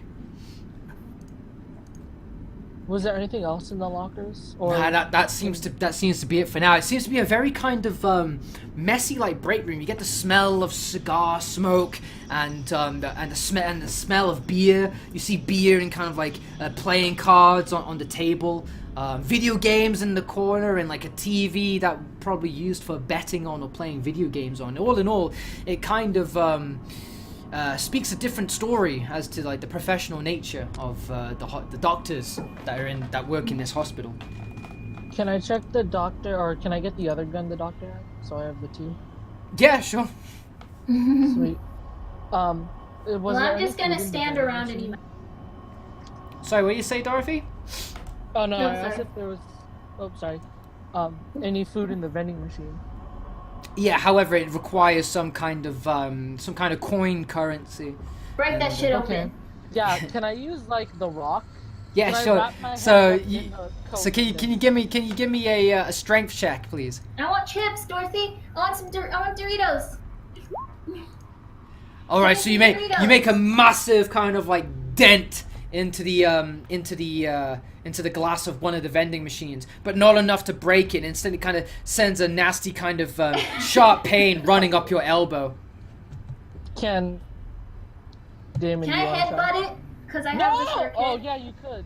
Just be I have careful. the of your shark head. head. I want to headbutt it. Alright, can you give me athletics check, please? So Damon runs and kind of like just runs and dives straight at the cracked vending machine, sending the shark face into a cascade of broken glass. But lo and behold, his teeth managed to catch onto a Stars bar. No, Ooh, delicious. I'm taking that. Take all the snacks, put it in my shirt. Can we eat all of the snacks? You could gorge on the snacks if you want to bring yourself back to full health if you'd like. I'm already full Yeah. health. I just want the snacks. You're at full health. Dorothy, I'm still taking some. are you going to gorge on the snacks? Oh hell yeah. Oh hell yeah. Sony Okay. pop while you're at Sorted. it. And that brings you back to 18 health, I believe. Yeah. My hair. Yeah, it's not showing up on. Yeah. For some reason it fucked up. It's no biggie though. All right. So, Okay. and with that seems like the first floor seems to be fully explored. All that's left is the elevator. At this point, Damon's infection starts to kick in even more. He starts to writhe more in pain. Yeah, God damn it. You get the idea, looking back at the note, at the PC even, that the only cure he has, the only hope he has, is to try this aggressive procedure and endure the prototype bed. I go and I hit the button for the elevator, and I kind of kneel down for a second and kind of gesture. I keep thinking Damon's like 8 or 9, but he's like 10 already. He's a very innocent 11-year-old. Can you give me a Very perception innocent. check, please, Dorothy? Oh fuck.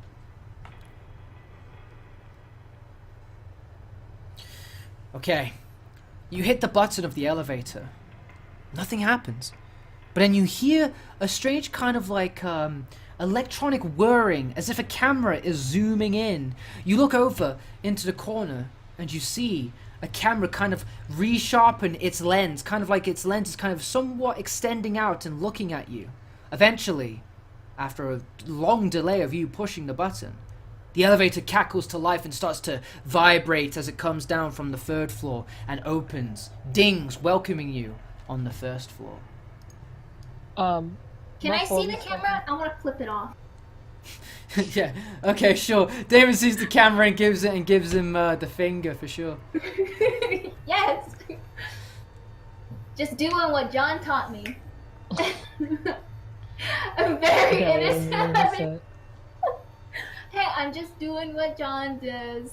I'm just All right, so his example. the elevator opens, and you're greeted by an illuminated metal square. Are you going to enter the elevator? Before I step inside, No. can I talk to Damon for a sec? Sure. I kind of crouch a little bit and I show him the note, and I'm like, the monitor said something about the 9th or the 3rd floor. There might be something to help you, but I don't know what the fuck could be waiting up there for us, or what it's, what it could do to you. We can go look around more 2nd floor, but I don't think, I think our odds are better off if we try to heal you first. Do you want to go to the 3rd floor and try to get this shit fixed for you? And she kind of like gestures to his face a bit. Or do you want to take our chances with other people looking around on the 2nd? Well, I need to find my parents first. I don't know if they'll be in the hospital. Is there any way to check records on the computers to see? Yeah, sure. Damon goes through the records and checks, and but he can't seem to find anything relating to his surname. Which is Knight, by the way. If anyone wants. Damon Knight. Yeah. That's pretty cool. That's pretty cool. Yeah. So nothing against. No, there's no Mr. or Mrs. Knight, or anything like that. Dorothy kind of leans against. I don't know if you're going to be able to make it to see your parents in this kind of condition. It's very true. Okay, fine. Let's go see if we can get myself cured. All right, Maybe to the there's a 3rd doctor floor. up there that will listen to us. Let's go Okay. to the 3rd floor. So are you going into the elevator? Yes. Mm-hmm. Okay. You go to the Was elevator. there any other option? No. How What big- button are you pushing? Second or what 3rd buttons floor? are there? There seems to be there a a second floor and a third floor. Let's Third go floor. to the Third floor. Yeah. You pour the third floor button. Again, there seems to be a bit of a delay, but eventually the doors close, and the elevator starts to shimmy and vibrate and hum its way up the elevator shaft. Ready your weapons, Dorothy. Let's go. Ready I have your my weapons. She's like kind of leaning against near the door, looking out when it's gonna open. I'm so Wow. praying for John to Bitch. protect us. John, John's ghost, please come back. and my axe. All right, so let me just put some health on you guys. 16. There we go. Oh wait, no, it was the other way around, wasn't it? It was 16 and 18. Yeah, 16. All right, so eventually, you see the elevator ding on the second floor, and then it starts to go up even further and further. But eventually, you get there's a sudden kind of like echoey jutter, and the elevator kind of like dips up and down momentarily and stops. The lights above you begin to flicker. Then the elevator starts to go down, and it stops on the second floor. You see you see the lights on the floor. you see the lights on the illuminated panel stop at the second floor, and a ding to let you know that you've arrived at your destination. This isn't the fucking. Where's the destination camera so I yet. can flip it off again? Exactly. Again, there is a camera constantly zooming in and looking at you. I'm flipping him I'm off. gonna That's break for the John. camera. The doors begin to open, I flipped the camera. and you are greeted by a horde of the hungry undead. All of them packed shoulder to shoulder. The second floor is completely overrun by the undead, and they start trying to claw and pull their way at you. Dorothy, what do you do? Are we like stuck in between? So they're half out? No, it's completely open. It's Okay. you've completely stopped at the second floor. You need to get to the third floor, but something has intervened and pushed you into the second, and now this group of undead seem to be trying to force their way into the elevator shaft with you. Elevator roof! Elevator roof! Is there a roof access? Yes, there is. Okay, I'm gonna shoot. No, fuck. I'm gonna pick Damon up and I'm gonna try to push. Can I reach the roof easy? Or Yeah, no? you can reach the roof. Okay, I'm gonna try to push the roof thing open. Does it open? It does open. Okay, It so does I'm open, gonna- but no, you're not able to kind of like touch the roof of the elevator. But if Damon was on your shoulders, he could try and push it himself.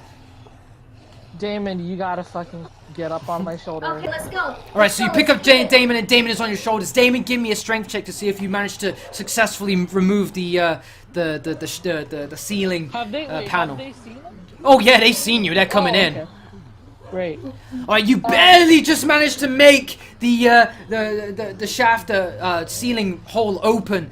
Damon, can you give me another strength check to see if you climb up with advantage because you're kind of being assisted by Dorothy. Whoa! You effortlessly glide in there, wasting no time, and that gives Dorothy just enough time in order to get into the to try and attempt to get into the shaft as well before the undead come in. At this point, the undead are making their way into the elevator. Dorothy! Are Dorothy! there ramps on the side of the elevator? No, there are no ramps on the sides of the elevator. There's just the hole in front of you. You've got to jump. You've got to jump, and Damon's got to Dorothy, catch jump. you. Dorothy! Can I- okay. Jump! What do I roll? Okay, you need to give me an athletics check for the jump. Oh god, this is already bad. Oh, Damon, you need to give me a strength check to catch Dorothy. oh my Okay, oh god. god. John, please. Oh. Come on, Redred, give me Pray credit, to John to get his ungodly strength. You managed to hold on to her. You managed to hold on to her, and you're kind of just pulling her up. But one of the zombies are able to catch on to her feet before you're able to fully grasp her, just struggling with her. And they take a bite into Dorothy's leg. And it's a natural 20. I'm not fucking around. Oh god. No! I don't know if there's a way I can show you this Show without me fucking it. up. Show me the evidence. Can you see I that? hate you. Because the dog. Quantum 20. Quantum, I'm done. No, I swear that was a natural 20. How much damage does it do? It sinks its teeth deeply into Dorothy's leg. doing what? Doing 7 damage to poor old Dorothy. Ah! It rips off a ton of flesh from the back of her leg. Dorothy, what are you doing? At this point, that leg is nearly inoperable. I don't know. Can I try climbing again? Well, yeah, but you've got a zombie on your leg. Can I try shooting it? And then Yeah, sure. So you kind of look down and you see the zombie just voraciously gnawing through your leg, and it's kind of biting through the bone, and it's pretty much gone through most of your leg. It's just hanging on at this point. What do I roll for it? Oh shit! Yeah, you don't have a gun, do you? Yeah. Hold on then. Let me just crossbow. Okay, can you give me a? This is how I fucking die. I hate you much. Quantum death. Quantum It depends on what you do here. I mean, if that dice didn't fuck up, you would have been fine. All right, can you give me a handgun roll, please? Okay, you fire your handgun deep into the top of the zombie's skull. Can you roll damage for that, please? And it's enough to completely kill the zombie, but still more of them push into the elevator shaft. Damon, can you give me a strength check now to see if you pull Dorothy up into the shaft? For the love of John. Oh, I mean, you barely made Dorothy go into the go up the shaft. My God. At this point, you only need to move a little bit more, able to get. You can only just muster a little bit more strength, but you managed to pull Dorothy out of the shaft, and the elevator is just full of the undead, just raising their arms and gnawing their teeth, trying to get at you. Right. Great. But you're on top of the elevator now. All right. Let's try to get to the 3rd floor. Is there a ladder? There's a ladder that you can climb to get to the 3rd floor. Yes. All right. Can Let's I- do that. Can I try a medicine thing to see if I can do anything to help my Not really. The leg is. I mean, you could try, but the leg is completely severed at this point. The bone has been disconnected. It's been bitten through. What happened? Okay. That's painful. Yeah, the bone is being completely chewed through, and like all of your blood vessels have been completely severed. You're basically hanging on by just some skin of the leg. To be honest, you're having to drag this ragdolling leg I need up the you ladder. to cut my leg. You want me to amputate your leg? It's either that or it spreads, it gets infected, I bleed out. We can wrap my fucking leg. Fine, I'll do it. I don't want you to die. I Okay. guess we're gonna So amputate your leg before- so Perla, Damon, how are you going to remove Dorothy's leg? It's gonna be a very painful process, but I have to use my glass shank. Cutting through her leg with glass. Right. You pull out the hand wrapped cloth the dagger, which is made of glass, and you place it against. Can you break the rest of the bone? And The bone has been completely busted. Okay. You're hanging Yeah. on by some muscle fibers and some skin tissue. Fucking got it. Damon, can you describe to me how you removed this leg? Oh, okay. Well, I'm a smart child. I learn a lot. I will try to get on like the. Can I shut the it's hatch, just her calf, right? It's like Yeah, the you can shut the bottom- hatch. So by shutting the hatch, you kind of muffle the zombies' groans, and you just kind of hear them through the other side. Oh, okay. But Dorothy's like, is it the bottom part, like the lower leg? Is So it it's the like, calf? so it's gone? like just below the knee. Just below the knee, a zombie kind of bit into her shin and kind of just crunched the bone Okay. within its teeth and then started eating through her flesh. Okay, then I guess I'm gonna have to like cut her nerves Yeah. and then cut through the joint to the ligament and cut through that to be able to get rid of the useless. Okay, Kean, first make me a medicine check on the nerves. So sorry, you're gonna die. Can I give advantage to give advice? No, all you're there is all you're trying to do is remain conscious after seeing this happen to you. Okay, 1, Because this is the most real two. moment to you. Yes, go for it. 3. You kind of, because of the severed blood vessels, it's kind of like just like pulsating like a heartbeat, just spewing blood onto the kneecap of Dorothy. It just makes it such a messy, hard to see, inoperable kind of wound, and it kind of gets in the way of your cutting. And instead, you kind of like cut needlessly through the tip of her knee as you start trying to cut towards the bite. It creates this extreme amount of like hot piercing pain through Dorothy and does 1 damage to her. Is it bleed damage, or it's gonna keep going, or is it? At this point, you're still bleeding, yeah. So, but you managed to kind of cut deep into the joint somewhat. So now you've got to roll medicine to further get through the joint. Okay. 1, 2, 3. Okay, that's good. Dorothy kind of screams and kind of as a kind of like notifier that yeah, maybe that was the wrong thing to do. So you kind of make a last second adjustment to how you go about it. And instead, you kind of cut a little bit more towards the actual wound itself, and you manage to cut cleanly through the joint, and the leg kind of like disconnects. And remains as a lump. Use her leg to wrap. Okay. Can I can use my work uniform? 'Cause I have a. Okay, yeah. So you both work together to try and staunch the bleeding by wrapping it up. Okay. Do we well, both roll medicine, or? Huh? Do we both roll? No. medicine? You've done the medical part. At this point, you're just padding it. You're trying to stop it from bleeding, right? But you've taken a lot. You've lost a lot of blood in the process. Dorothy is whiter than usual, and all that kind of remains on the shaft is like a pool of blood and just a severed leg with a shoe on it. And I grab an apple and I shove it into. It. She starts fucking scarfing on That the doesn't apple. do anything against the leg wound, I'm afraid. Can I just eat? I'm hungry. She's stressed. Yeah, sure. Okay, yeah. All right. Yum, yum, yum, yum. Okay, so now, so you've managed to staunch the bleeding momentarily, and at this point, Dorothy only has 1 leg. You need to make your way up to the 3rd floor. Okay, Dorothy, you go up the ladder first. Well, actually, no. Can I try to open up the elevator door first, and then when I open it up, help Dorothy climb up? Sure thing. Can you climb up the ladder and give me a strength check with advantage? So strength. Strength with advantage. You're trying to pry the doors open with your hands Okay. and claws. For the love of goodness. Oh my days!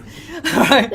However, your hands are actually shaking from having to just cut into your friend, and you nearly lost her. So your hand and the hands are completely covered in blood, and your hands kind of slip on the on the doors, and it just creates these weird bloodied handprint smears on the doors. Then can I try to use one of the sticks that I got from? Yeah, sure. Give me a sharp stick attack. Then you try and pry it into the in between the doors and kind of use it as leverage. I thought you were gonna give me a peg leg. I'm like, what? All right, you jam the stick into the door, and this time it kind of goes straight into the gap, and you're able to kind of like pry it open. This time, can you give me a strength check with advantage again? This time. Love of Christ. And the door's barely open. However, Actually. for some reason you don't know why, but the door begins to open, despite your failed attempts at opening. The door opens and you kind of fall through. You and Stick go into the 3rd floor hall, but the door is open. I kind of get on my knees and I'm like, "Thank you, John." Thank you, John. Robbie's. Oh, not Robbie. And then oh snap. Yeah, so you're on the 3rd floor now. I'm just transitioning you. Oh, okay. Can I start climbing? Yeah, sure thing. Yeah. I kind of just look Thanks. over and I I'm thought like, you were gonna make me "Dorothy, roll. are you okay? Can you make it up there? Can you make it up the ladder?" She's biting into the apple, but she's screaming. She's saying, "Fuck you!"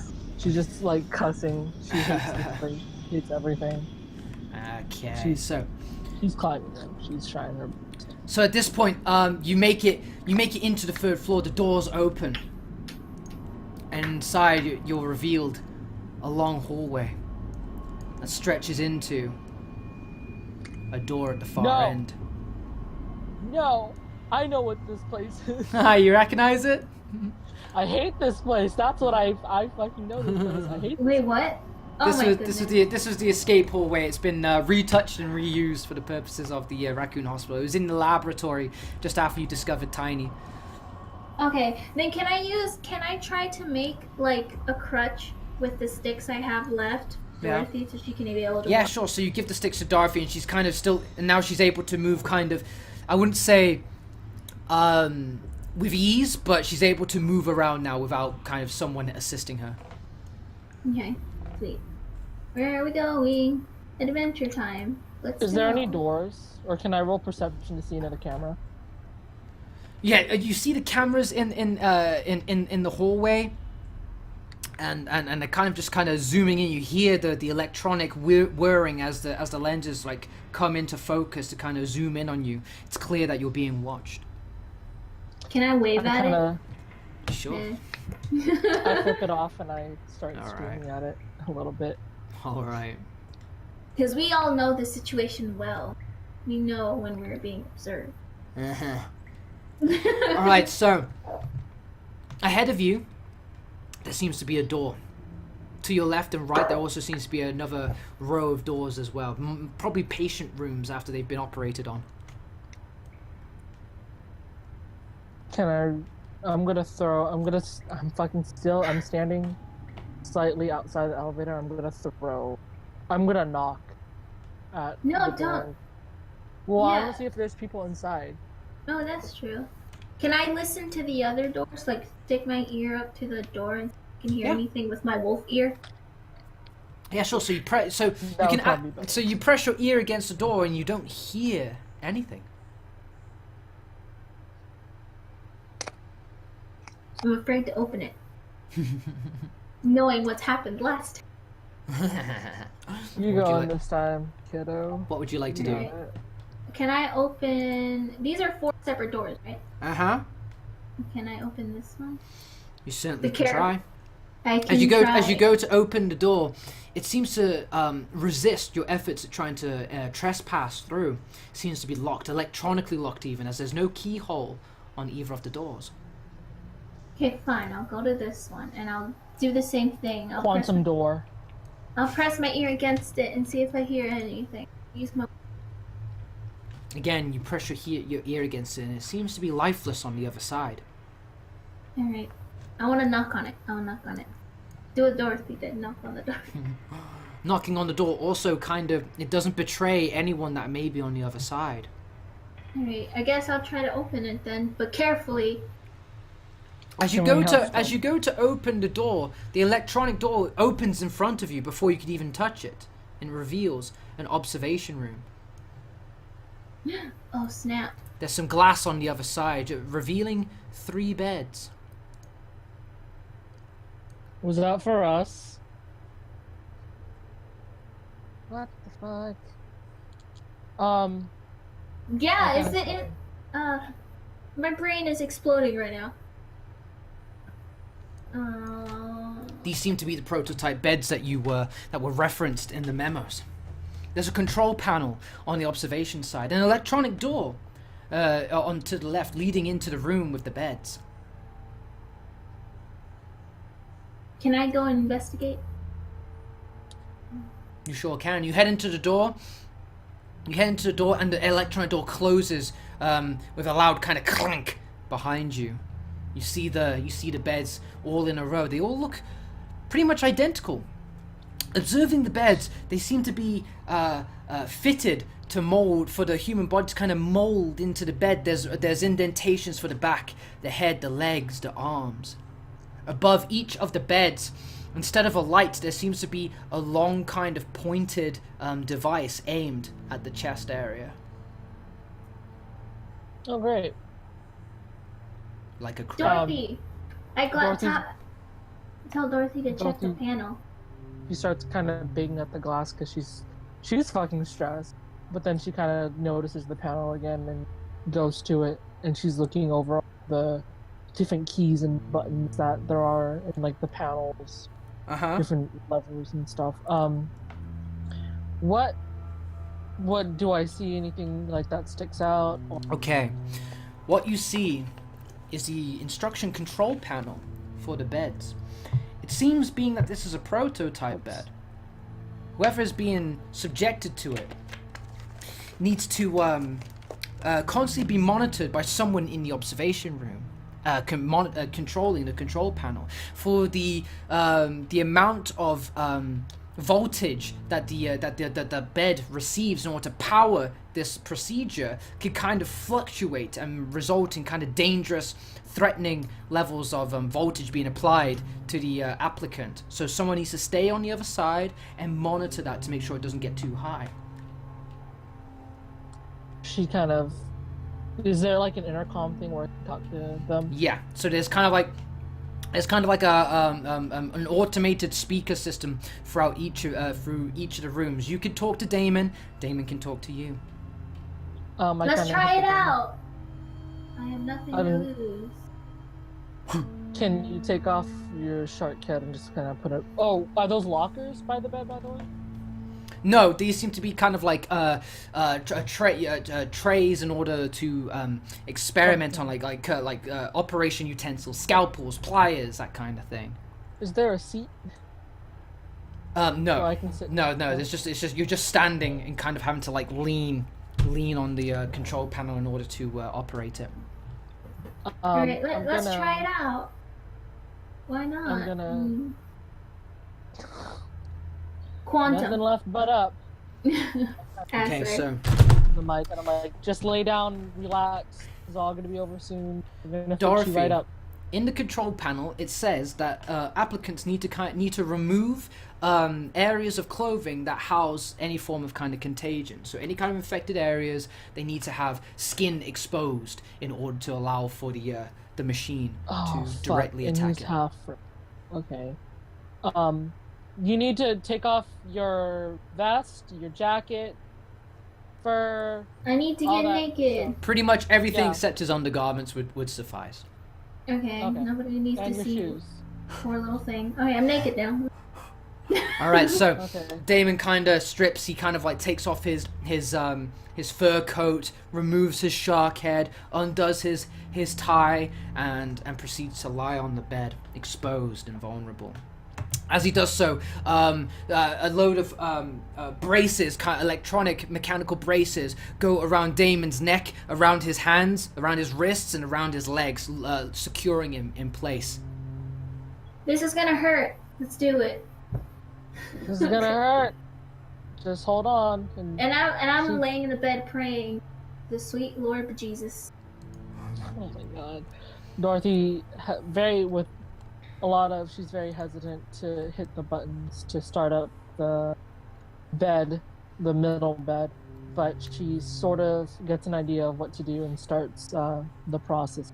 Okay, so first of all, you need to push the button to automatically allow the crane, which it seems to be like kind of like an automated scalpel, somewhat, kind of direct it towards the area you wish to operate on.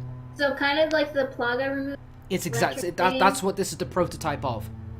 Oh, smart. I like that. I like that. It's the I was hoping someone in the other session was going to get, but this is the prototype for the last the last reason plaga why removal. they didn't is because they're not big Resident Evil nerds like you and me. Oh, Team A against Team B. Yeah, this is meant to be the prototype bed for Resident Evil 4. So yeah, you need to direct where you want this basically it's a laser to go. I very carefully start Let's do moving it. it and position over Damon. And can I lower it before I start the laser? Yeah. So where are you putting exactly? Like just kind of like say where on his body. Kind of his not stomach, but not chest, like in between area. Do you Okay. think Like you should start? abdominal. Do you Alright, so think you kind- should start it on my leg and Yeah, That's where it start on your leg started? before I kill you. like at my Start foot on- where it first got bit by the stupid rat? Let's be no leg buddy. All right. So you aim it towards the leg. Mm-hmm. All right, as you push the button, the laser pointer kind of points directly at Damon's face. It then moves down to his neck and stops. Moves to his chest and stops. His stomach, his pelvis, his thighs, and it stops at his legs. All you need to do is push the button and start the procedure. Dorothy kind of has her hand on the button. She's about to push it, and she just says, "Don't fucking say I didn't warn you." And then she hits the Starts button. praying in Spanish. Oh, jeez. Ay, Dios mío. How to say it? Damon suddenly starts speaking in tongues and shit for some wacky reason. What the His fuck? eyes roll to the back of his head. Is this a reverse exorcism? No, that's the prayer in Spanish. The main one. I don't fucking know in English. I know them in Spanish. I don't Alright. know them in English. Dorothy, the laser pointer seems to be in place. I What hit the are you button. going to do? Press it very gently. You push the I button. kind of. Okay. There seems to be kind of like this mechanical whirring as the bed seems to kind of take a while to jutter into life. As it does so, it starts to glow with kind of like a bright deep blue, as if electric. Eventually, it begins to aggressively zap away into Damon's body, sending him into these electronic convulsions.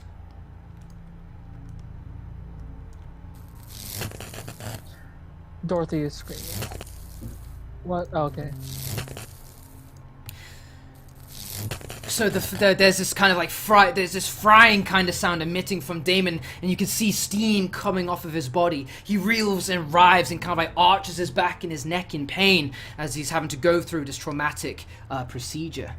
He's trying to hold in the pain. He's trying to. Damon, can you give me a constitution check, please, to see if you can endure this? Hell no.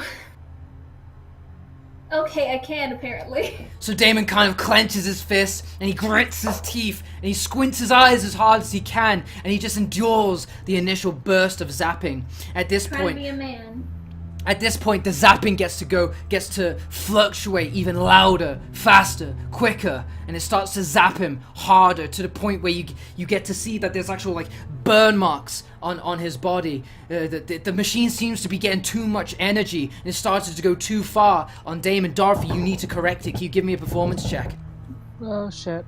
Stop the machine. Stop it. I'm done. I'm done with this life. You manage to dial back on the power, and it starts to regulate even more. It starts to go back to a normal kind of pace and begins zapping away at Damon. However, he takes some damage for when it overheated. It goes down to 14 health. That's not Like bad. I said, this session was gonna be like 2 hours, and it's been like almost 5 hours. Is it? Holy shit. Yeah, it's been. The machine continually zaps away at Damon. At this point, it starts to automatically detect areas of infection, and now it's kind of moved up to his hip area and starts to zap into the side of his pelvis, sending harsh electronic jolts into his side. Damon, constitution check, please. This is. Jesus. Get Oops. wrecked. Uh-oh. The sudden traversal of the electronic current going from his leg, which seemed to be painful but durable, goes straight into the sensitive part of his pelvis and starts zapping him, and he's in absolute agony. This is the worst pain he's ever been in. He'd rather be overheating on the beach again than being zapped like this, and he ends up taking 5 damage. Okay, stop the machine. Bringing Stop him it. down I'm to done 9. with it. Again, at this point, it starts to fluctuate even more. Again, it starts to whiz Hold and on, whir. turn it off. Can you give me a performance check, please? Turn it Dorothy? off. And I This start isn't screaming. fair. "Dorothy, It starts to no!" power up even more, zapping him harder into the pelvis. And you manage to dial it down, but not quite quick enough, and instead he takes 1 damage for his troubles. Turn off the machine. So Can this, I I as it, die. it's at this point, the machine begins to move up even further. However, behind turning. Dorothy, she can hear there's a loud banging coming from the other side of the door that was locked but previously as they went through. Before long, they start to hear the muffled gnashing and gnaws of the undead. Somehow, they have made it onto the 3rd floor. Stop the Did we machine. not- Stop the machine. Stop the I'm machine. turning it Stop off. the I'm machine. turning off the machine. I'm turning this shit off. You cannot turn this off until the procedure is completed, hence the 100% Oh my mortality God. rate. Oh my god. Dorothy, you make a decision. Do you try and barricade the door, Or do you continue to make sure Damon stays alive in the bed? Or we're not gonna live. Can she go inside and like move the crane thing? She can Like definitely beyond? try if she wants to. How much time do I have? None. Oh fuck. It's an immediate I know- decision. Are you helping Damon or are you helping yourself? I'm helping Damon. You're helping Damon. You stick to your guns. You need to see this through. You need to make sure Damon survives. You maintain your post at the control panel. At this point, the laser starts to move up even more. And he's starting to hit the side just underneath the chest of Damon. Damon, can you give me a constitution check, please? I'm gonna die. 15. The powerful current decides to move away from the pelvis. A sensitive area starts to hit you in the chest. The rib cage especially hurts, but you're able to endure. You've gone through the worst of this, surely. It can't get any worse than this. So you grit your teeth, you clench your palms, and you endure it. However, it begins to overheat once more, fluctuating, going quicker and quicker and zapping even more as it makes its way up towards your neck. Dorothy, what are you doing? Can I turn it down again? You turn it down and give me a performance check, please. So at this point, you've managed to see and get the pattern of when this is going to happen, and you manage to quickly turn it down, avoiding any overheating damage towards Damon. But it's at this point, the door breaks, it smashes through, and the undead begin to pile in towards Dorothy. No, fuck.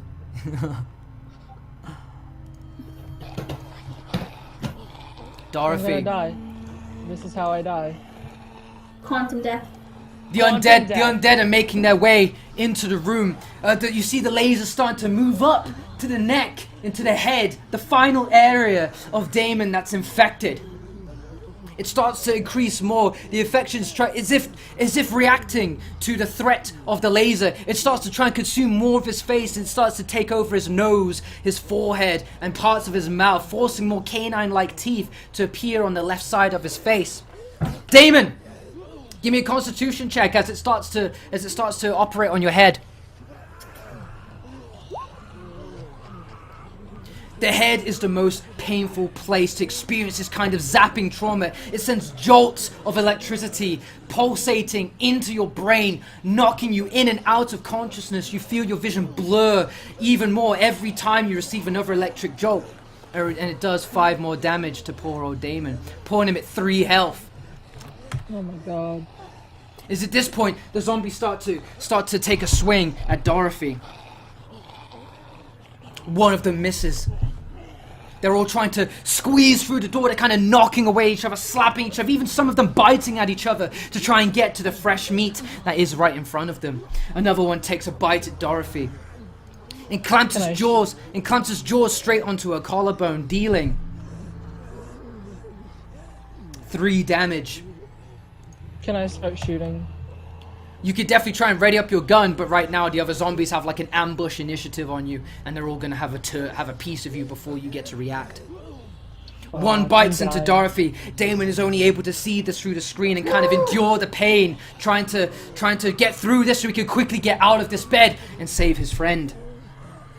Another one tries to swipe at Dorothy but misses. While another plants its entire body weight into its fists and cracks Dorothy on top of the head, dealing 4 damage. Dorothy, you seem to be in a death state. You've completely been knocked nearly out of consciousness. Your bloodied leg seems to have been knocked by the zombies, and it starts to continue its bleeding process. There's a zombie that's got its jaws firmly attached to your windpipe, deep into your throat. You see the machine started to pulsate and rev up. It's about to finish off, dealing the final blow to your friend. What do you do? Performance check to save Damon. Alright, can you give me a performance check, please? I can't handle it. I can't. No. She No. kind of. Wait, let me just ask. Am I gonna die right now? Is this my final act? Can I ask Dorothy? a question? No, you cannot. You're getting zapped in the face. Dorothy, No. It's a perfectly legitimate question. No, What not is right. your Not question? right now. It's not. Dorothy sees the machine revving up. It starts to kind of violently shake as she recognizes it's about to be the crescendo, the finale, where it's going to finish off its operation and achieve 100% mortality rate to its next victim. She reaches over to the control panel. In doing so, she has to rip her neck away from the monster's maw, ripping her throat completely out. And as she does so, she puts all of her body weight onto the dial, successfully turning it all the way to regulate it, and it calms down the machine. The machine finalizes its operation, and Dorothy begins to shoot out an aggressive paint swash of red blood all over the window as the zombies take turns in overwhelming her. The last thing Damon is able to see is his friend looking at him from and falling into the crowd of the undead as they take their turn ripping pieces out of Dorothy. The bindings unlock, and Damon is able to kind of somewhat stutter to his feet. All he can see is just hunchbacks and gnarling the tops of heads over where his friend once was. The infection seems to have stopped, however. Just half of his body. All that's left for him is to escape. Perla, are you crying? The electronic no. door opens, and you I get am. the electronic door opens, and you get to hear the gnaw gnashing even louder. Damon,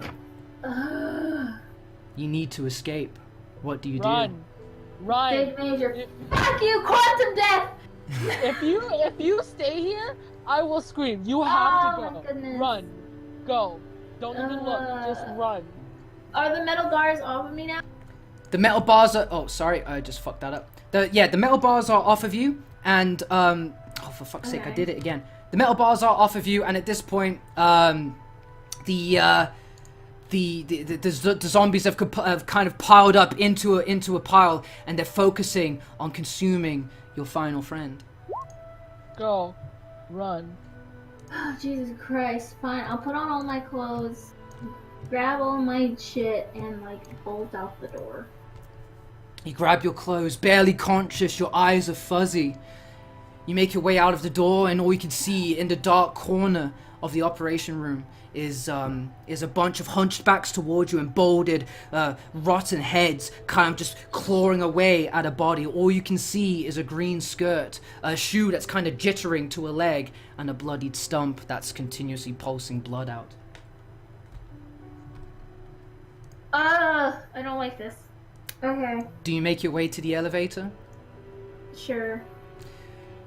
You take one last look at your friend, who managed to preserve your life just for a little bit longer, and you leave into the elevator. I don't know why I'm crying. I knew this was gonna happen. What the I'm fuck? fucking crying. Why do you think I haven't said anything?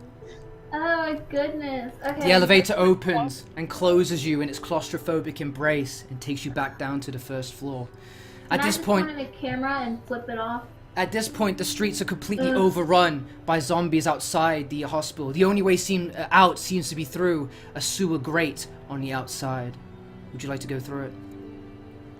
Sure. Damon goes into the sewer.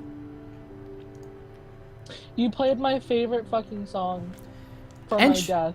I ent- hate you. Entering the sewer, Damon is alone. He sees no one around to kind of give him a reassuring hug in the dark times. Something that he'd grown used to, kind of depended on even to get through his hardships. He's alone now. And maybe if Dorothy had more weapons, maybe if she had more people, she would have made it. Damon takes the time to kind of reflect on his journey here. It was John that saved him, carried him to safety so many times. It was Dorothy that protected Damon through the harshness of John's death and through the pursuit of Tiny, and even leading up, saved his life at the hospital even. But what did Damon do? He was protected at every turn of the journey. Maybe if he wasn't so young, maybe if he wasn't so small, maybe if he just kind of curbed his childish enthusiasm just once, he could have prevented something from happening. He takes a moment to kind of lament his fate, and now he's truly alone. Who knows what happened to his parents? He takes a look at the sewer water, and he sees his disfigured reflection kind of within the green sewage waste. And all he can kind of do is curl up into a ball, put his head into his arms, and cry. As he does so, however, moments go by and he reflects on what the could-have-beens, what-ifs, the should-have, could-haves. All he can hear is the dank dripping of the sewer and the running of the wastewater. However, something kind of drifts, and it knocks into his feet as if prodding him to get his attention. Damon, what do you do? I look at it, I guess. So Damon musters up the courage to just kind of pull his head away from his tear-soaked sleeves just for a moment to look down at what's trying to nag his attention. And he looks down and sees a large, double-bladed axe. Yeah! God damn it! I'm not ready for this. Okay, now I'm gonna cry. Oh my goodness. Damon instantly recognizes it. It's the very thing John used and held so dear and saved them through many adventures in the worst night of their lives. It may be John reincarnated even, or a message or a gift from the other side, who knows. But somehow it's made its way back to you, the last surviving member of Team A. Well, he's a very religious boy, so obviously John is being his guardian angel, right? Ugh. Do you take the axe? Oh, hell yes, of course. So Damon puts his matted wolf-like paw into the water and grabs it. The sewage water tries to burn away some of his flesh in the process, how corrosive it is. However, the fur, the infected side of him boasts regenerative powers, and it completely reforms his hand as he pulls the axe out of the water and he holds it close. The final thing, the final reminder of John, of Tiny, of Dorothy, is this axe. Before you have a moment to kind of thank John or whoever for this glimmer of hope, you hear something coming from the above, from the streets above you.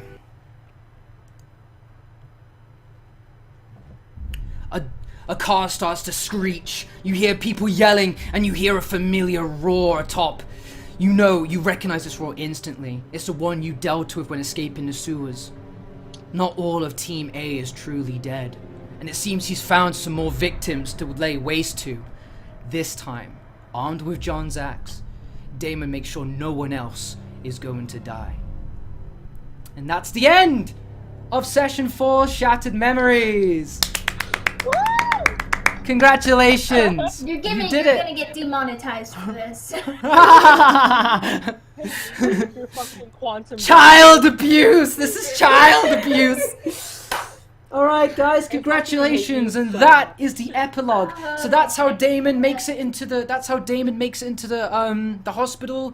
That's why he's in the sewers, and that's how he ended up saving Scenario B from the nemesis in the car. That's the end of Scenario A, the origins of evil.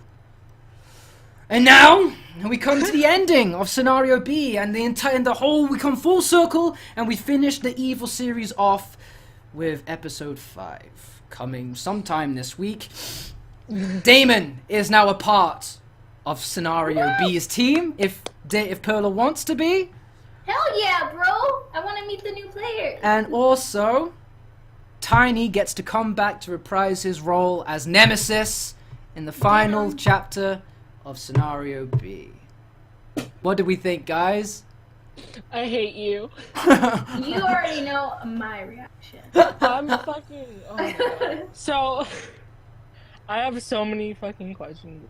One Yeah, of- sure, go ahead. If I boarded the door, would I have lived? No. No. Quantum I was death. guessing. No. was You would have guessing been able that.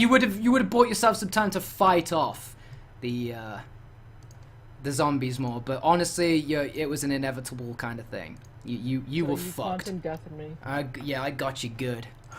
Yeah, you did. You had to take my leg out. Really?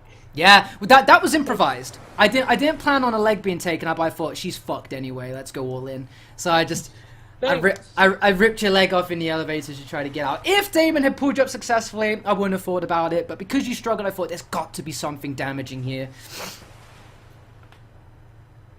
Thanks. I love being killed. Yeah, so Tiny will be back. Damon gets to come back and lay waste to exact his revenge for stealing all of his friends away. I'm so done. This was the entire Fast and tweet I did earlier. We literally drove off in separate directions, and I hate that. Yeah. So, yeah. So I when I wrote this, I thought, is this too much? But then I thought, no, I think it's a great way to end. There is no team now. It's just Damon. He's gone. Everyone's gone. And it was all every step of the way. It was in an attempt to protect Damon. Wow. No, I like the fact that Damon survived because, like you said, like everyone was trying to protect Damon until the end, and now Damon's kind of faced a lot of hardship. Protecting myself. Yeah. So now Damon is going to be like, well, that's not quite how I envisioned Damon to be. Damon is kind of like, now he feels like he's lost everyone, and he sees Tiny, or the remnants of Tiny, laying waste to more survivors. And at this point, he wants to make sure that Tiny can't do that anymore. He needs to put his friend to rest, and he needs to make sure that no other survivors need to go through what he's had to go through. So in a sense, he's on a Nemi hunt. He's on the Nemi hunt. Yeah. Nemi hunt. Yeah. He's our sin to bear. But that will be all discussed in session 5, and the ending, Last Escape. No. I want to become full wolf mode, but I want to be part. Full wolf mode? Like, I want to go like all Twilight shit, and have someone sitting on my back and be like, yo. Oh wow. Okay. So what did you think of session 4? Did you enjoy it? You have a good time? I mean, despite It was a sad one. It was a sad one. I loved it. The ending part was what got me though. Like, I wasn't expecting for you to bring John's axe back. Yeah, that ending fucking hurts, doesn't it? That's what I was like, that's it, I'm gonna start. So yeah, in Damon's darkest moment, where he's practically just given the fuck up, John comes back to just kind of remind him that it's not over yet. Be strong. And he gives you his strength. Literally, he gives you his strength in the form of John, the axe. I kind of knew the second that Damon got stuck in that room and I was in the other room. It's like, this is the final stand. I'm gonna die here. I kind of already started feeling. You already knew. Yeah. Yeah. Yeah. There was definitely a final sense of in this session, wasn't there? There was a sense of finality. Like, oh man, this is the end. So you had your little beach moment. You're on the island. Oh, what's up? I was gonna say, I wanted to say, I knew I was gonna come, and it still got me. Yeah, John knew everything. Yeah, John, I forgot about that. Ranjan already knew everything. He knew the funeral, he knew the shark fight, he knew the hospital, he knew the bed section, he knew Dorothy's death, he knew Damon was gonna go to the sewers, lament his fate, and then John's axe comes in and kind of tells him, look, it's gonna be okay. Still got you. Yes! Yes! I was so anxious yesterday. I didn't think this would like hit. It hit. Feels good. Someone said in the chat, a wolf boy ride sounds like something Victor would enjoy. Oh my god. I think there's very few things Victor wouldn't enjoy. killing babies, Yeah. Whoa. banging old dudes. Yeah. Then we got Team B. Yeah, now we got team Hang on. team fucking dog shit. Next session. Team no emotions. Could you imagine if I tried? Could you imagine if I tried? Let's Could go. you imagine if I tried to put them through something like this? They'd be like, I don't give a fuck, man. Kill the kid. Yeah, kill the kid. See what happens. I throw John's body off the cliff. There you go, John. Ain't got time. We don't have a That's spade. what they said. They literally said that. Did she? Well, of course she did, man. Yeah, What a fucking. Oh, someone said I made them cry. I'm looking at the live chat. Yeah, I'm so glad. How did you think of it, chat? I haven't looked at chat once this entire scenario because I wanted to make sure I didn't fuck this up. I didn't want to fuck up John's funeral. I didn't want to fuck up Dorothy's death. I wanted it all to be like, oh, it's gonna be perfect. It's gonna be perfect. And more or less, I kind of got what I wanted to do done. So that was that. What did we? had a Did good we like time. it? Elvion? Is that how you say the dude's name? I don't know. He keeps threatening to the Discord. Well, he made me chat. cry. Fuck yourself, Snake. All right, nice, sick. Snake, do you have the night version of that photo? The grave. I have a bunch of artwork that I'm I going to be don't cry using. anymore. I love you guys too. But we'll see.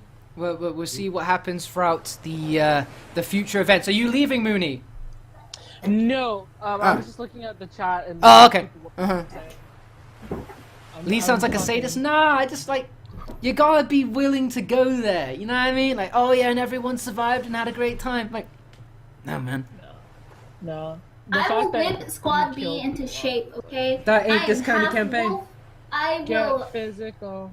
I will like slap the shit out of every single one of them. Like, listen. Yeah, can you kill Team B? I can. Usurp Team B. Kill them for their Okay. shoes. Take their shoes. I loved it, No, but that- fuck no, you. it's- Wasn't no. sad enough. 6 out of 10. Then +4. Oh. Real talk though, this was fun. Yeah, how did you feel coming back into it all just for one last foray of the swan song of Team A? I felt like I was actually there. It's good. Like, Yeah? That was Yeah, good. it does feel different than just watching John's it. spirit was watching Yeah. over Damon. I was kind of sad that you didn't get. I was pointing to the extension cords. Aha! I avoided that because I knew you were gonna want to. I The knew that's extension cord. something you do, and I'm like, I'm not.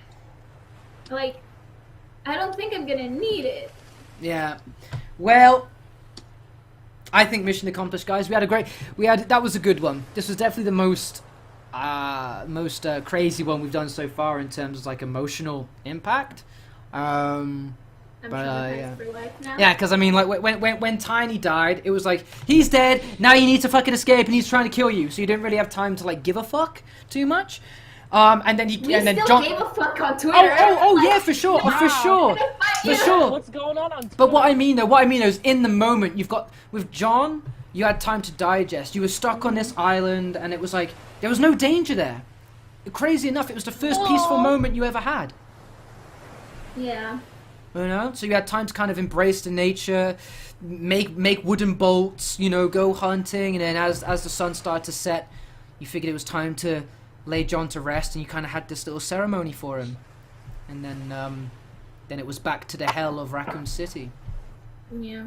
Nothing good happens in Raccoon City. That's what I wanted. I wanted you to have a nice time, and then when you went into Raccoon City, it instantly slaps you in the face like, you got out of here and you came back, you fools. Look what's going to happen to you now. And it just rips another one of your party members away. The people in the chat's gonna make me cry because they're saying I'm glad Dorothy went off being selfless. And the Yeah, heroes that was and cool. everything. Like And a zombie fucking kind of like jumped onto your neck and pierced your windpipe and clashed you by the throat. And you saw Damon. He had 3 points of health left. He was about to get burnt to a crisp, and you just kind of like ripped yourself from the monster's grip, and you just kind of slapped that dial in order to regulate it. I'm gonna start crying again. Please stop. And the zombies overwhelmed you. I have to Cry, rewatch this. cry. I have to rewatch this. That's the sad part. Because it's a comic. I have to Oh, rewatch. Yeah, all you're of gonna this. have to go through every scene like 20 times. And Like, on top yeah. of that, I have to like some of these things aren't gonna be in the comic, so I have to either combine them or like I said on Twitter, By the move way, on. guys, Go on, Puller is doing a little web comic of Scene A and I think Scene B. I'm not sure. Yeah, Of Scene A and Scene B. So if I'm able to get to it. yeah, so Puller is going to be using their artistic Dorothy's gonna come back as skills to Majin kind Vegeta. of paint out the whole of the story in kind of like a comic format, so you guys can kind of just digest it in the comic form if you haven't got 5 hours per episode to spare. Yeah. I'd say it's worth it though. It's worth it though. I'm learning how to do webcomics. Yeah. I'm looking forward to it. Experience for me. I'm looking forward to it, and we got a bunch of awesome artwork from a bunch of people, kind of like showcasing their moments in the campaign, and I can't wait to showcase all of that at the end of the campaign. It's not just the end of session scenario A, scenario B. We're coming full circle, and we're wrapping it up with the Evil series being completely done. Origins of Evil, Aftermath of Evil. It's all gonna be done, and then that's it. My eye. Resident Evil done. We're jumping into a new world, new rules, new universe, with its new kind of story, I suppose. Yeah. All right. In that regard as well, Yeah. Icarus is still going on if anyone wonders. We just. Oh yeah. I'm recording Icarus, so don't worry. I got 2 episodes to show you guys. I just don't want to upload them while I'm doing this because people get confused very easily and go, wait, what the fuck? So what the fuck? They're like, he's a dwarf. He's a dwarf now. He's a dwarf. What's that about? Yes. All of you guys back. Who will live, who will die? Who will live? Who will die Excuse in me, the are finale of Scenario B, The Aftermath of Evil, Episode 5, The Last Escape? Let's find out. I'm excited. There's going to be a lot that's not in my court here because Tiny is going to be Nemesis and he does whatever the fuck he wants. He starts throwing John's corpse at the boat and shit. And I was like, I didn't even think of that. That's fucking metal. I'm like, all right, Tiny. Like, Tiny's super nice, but it's like, right, Tiny, I need you to be a bad guy. I fuck the corpse. And it's like, whoa, what? Tiny? No. What? Tiny, no, it's already over. Like, what? Guys, Tiny is so sweet. Like, he's so nice and calm. Yeah, and Tiny's a gentle. super nice guy. Just don't give him the bad guy role, because he's like, I fling John's acidified corpse into the boat. Like, okay, what the fuck, dude? He will fuck shit up. I know, right? It's great. He does have really bad rolls though. Yes, Yeah, dog that's shit true. rolls. So who knows? Him being Nemesis might help Scenario B's team. Who knows?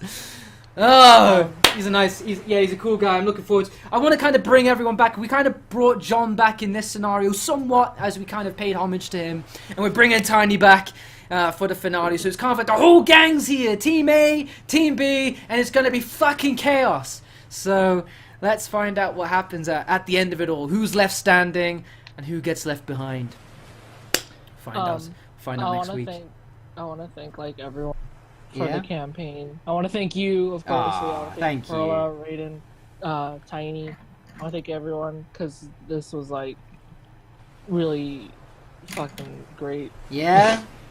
Yeah, I'm Yeah, sorry. someone- I'm kind of sorry. I'm kind of sorry I had to No, kill don't everyone, be- but it was for the No, sake of the story. When you look back on it, you go, like, Dorothy wasn't just an extra. You know what I mean? She was like the eagle-eyed hawk of the team, saving people with gunshots and protecting Damon when there was no one else left alive. He even saved him. She's the reason he's alive. You know?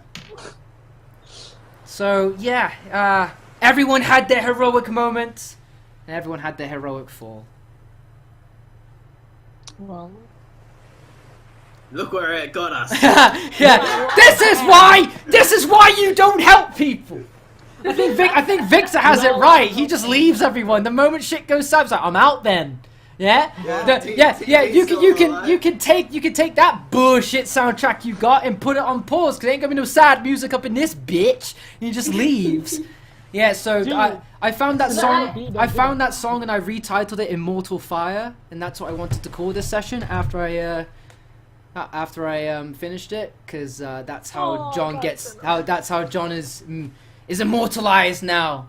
He's got his own hill, and he is now remembered as Immortal Fire. Yes, she did, Arctic Wolf Beauty. Dorothy did have mad perception skills. Yeah, Dorothy Yeah. saw a lot of shit. Yeah. Hey, Was able to perceive stuff before everyone else had a chance to really kind of figure it out. I saw nothing. except my death. I saw nothing. Couldn't see that. Seriously, Lee, I was never a part of D&D before, and you exposed me to it and everyone's characters, the plot really makes me want to delve into it myself. Awesome, do it! You know what I mean? This is my first campaign. I've never read a page in a DM book. This is purely just, I had an idea, and I thought, let's do it. And we made this really awesome little story together. You know what I mean? It's not... You were the best Is Victor person to smart, do though? it. Well, that's only because, yeah, it's Resident Evil. I'm really, It's I know... Resident Evil. Yeah, I You're know... the best person to do it. That's why I picked it as my starting universe, because I was like, okay, I want to jump into D&D. I'm a complete greenhorn at it. I have no idea what I'm doing. I'll pick a universe I at least understand and work with that. That's the great thing about D&D. It just lets you. Yeah, You can you can make Resident Evil, for fuck's sake. You know what I mean? Yeah, for sure. I mean, a lot of people like to go the fantasy route. I really want to do the fantasy route because I kind of want to get into, you know, the mystical spells and the wizards and warlocks and the goblins and all that That's so jazz. much. You know, the clank of the tankards and all that The visual bullshit. necromancers. Yeah, and yes, and the tavern music and all that jazz. I'm looking forward to getting into that myself. But right now, Hey. all my focus is on Raccoon City and the horrors it's exposing 9 unfortunate souls to. Oh yeah, how long did we go for? How long was 2 this hours. session? We went I for expected 6 2 hours. It's nearly 4 hours. Nearly 4 hours. 4 Nearly hours? 5 hours. Yeah, 5 hours. almost. Oh, okay. Oh, okay. I don't know Yeah, then. because we're almost at 9 o'clock. Oh, I think At I my think I time. think my stream fucked up for a second and that's no worries. But yeah, okay, yeah. Honestly, I think because we had those really heavy moments. We had John's funeral, and we had you know, the Dorothy's death, and we had Damon's lament in the sewers, and that eats up more time than you think it would, because you're just kind of just there and you're letting it feel, you're letting it hit, you know. Yeah, I thought it was gonna be quick because I only had a few screens. Honestly, I had the island, the ocean, first floor, second floor, which you don't do anything in the second floor, and then the third floor. That's it. That's all I had. And I was like, okay, cool. So I thought it was gonna be super quick, but no, man, we spent a lot of time. I'm glad we did, because this was the last time we all got together in the same room and went through this adventure, and I'm glad we made the most of it. But no, real What? talk. Mooney, what's your real name?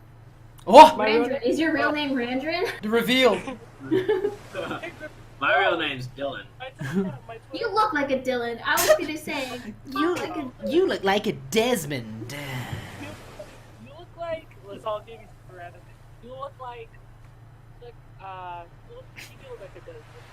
So yeah, but yeah, whew, that was sick. I enjoyed that, guys. That was a lot of fun. I want to thank Damon, Perla. I want to thank Dorothy Mooney. I want to thank John Randrin, and I want to thank Tiny Millions for being amazing sports throughout this this wild ride and this unexpected crazy journey. For making this was my first time. You guys all popped my D&D virginity in terms of a DM.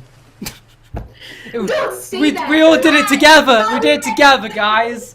Demonetization. So thank you for making my first foray into DMing, but obviously my best one. And just making it one that's going to inspire me to keep wanting to do something like this, because it was a blast to make this campaign for you guys and see how you guys kind of sculpted this rough outline I've got into something more refined and something more enjoyable and something more unforgettable.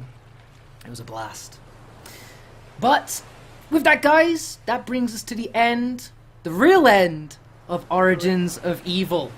And now we need to finish up Aftermath of Evil later this week. So I'm going to need to get back into contact with all of Scenario A, Damon and Tiny from Scenario A and all of Scenario B. And we're going to have to see if the same time works out for us. If not, we might have to reschedule to a later time in the day. And now I've got to get super busy on making maps and hashing out the story for the ending. You only have 3 days. I only had 3 days, man. I had 2 days to make. I spent 2 days making this one. So yeah, let's see what we do with the finale. Let's make it a big one and a crazy one, yeah. So we'll find out what happens at the real end. There's not going to be any epilogue in this one. It's completely finished after this. In session 5, The Last Escape. Are we doing a battle arena Oh yeah. I'll see if we can get a battle arena going, and we'll have a bit of a slugfest to see or a ballerina. ballerina. And pretty boys. And we're gonna see just who really did it better. Who did the evil series better? Was it Team A? Was it Team B? Who is the better team? No. Might makes right. We'll find out who. But for now, let's focus on the finale of scenario A, B, because who knows? Who knows? Let's see what happens, right? Well, that's gonna be it for us now, guys. Thank you for stopping by. I hope you enjoyed scenario A's ending. I loved it. I wouldn't have wanted it any other way, to be honest. This was perfect for me. I adore this little session. This is probably gonna be my little favorite one we got going here right now. But yeah, I will see you guys next week, someday next week, where we finish up the whole series of Resident Evil and move on to something different. Alright? I will see you guys there. You take care of yourselves. Have a great rest of the day. Bye.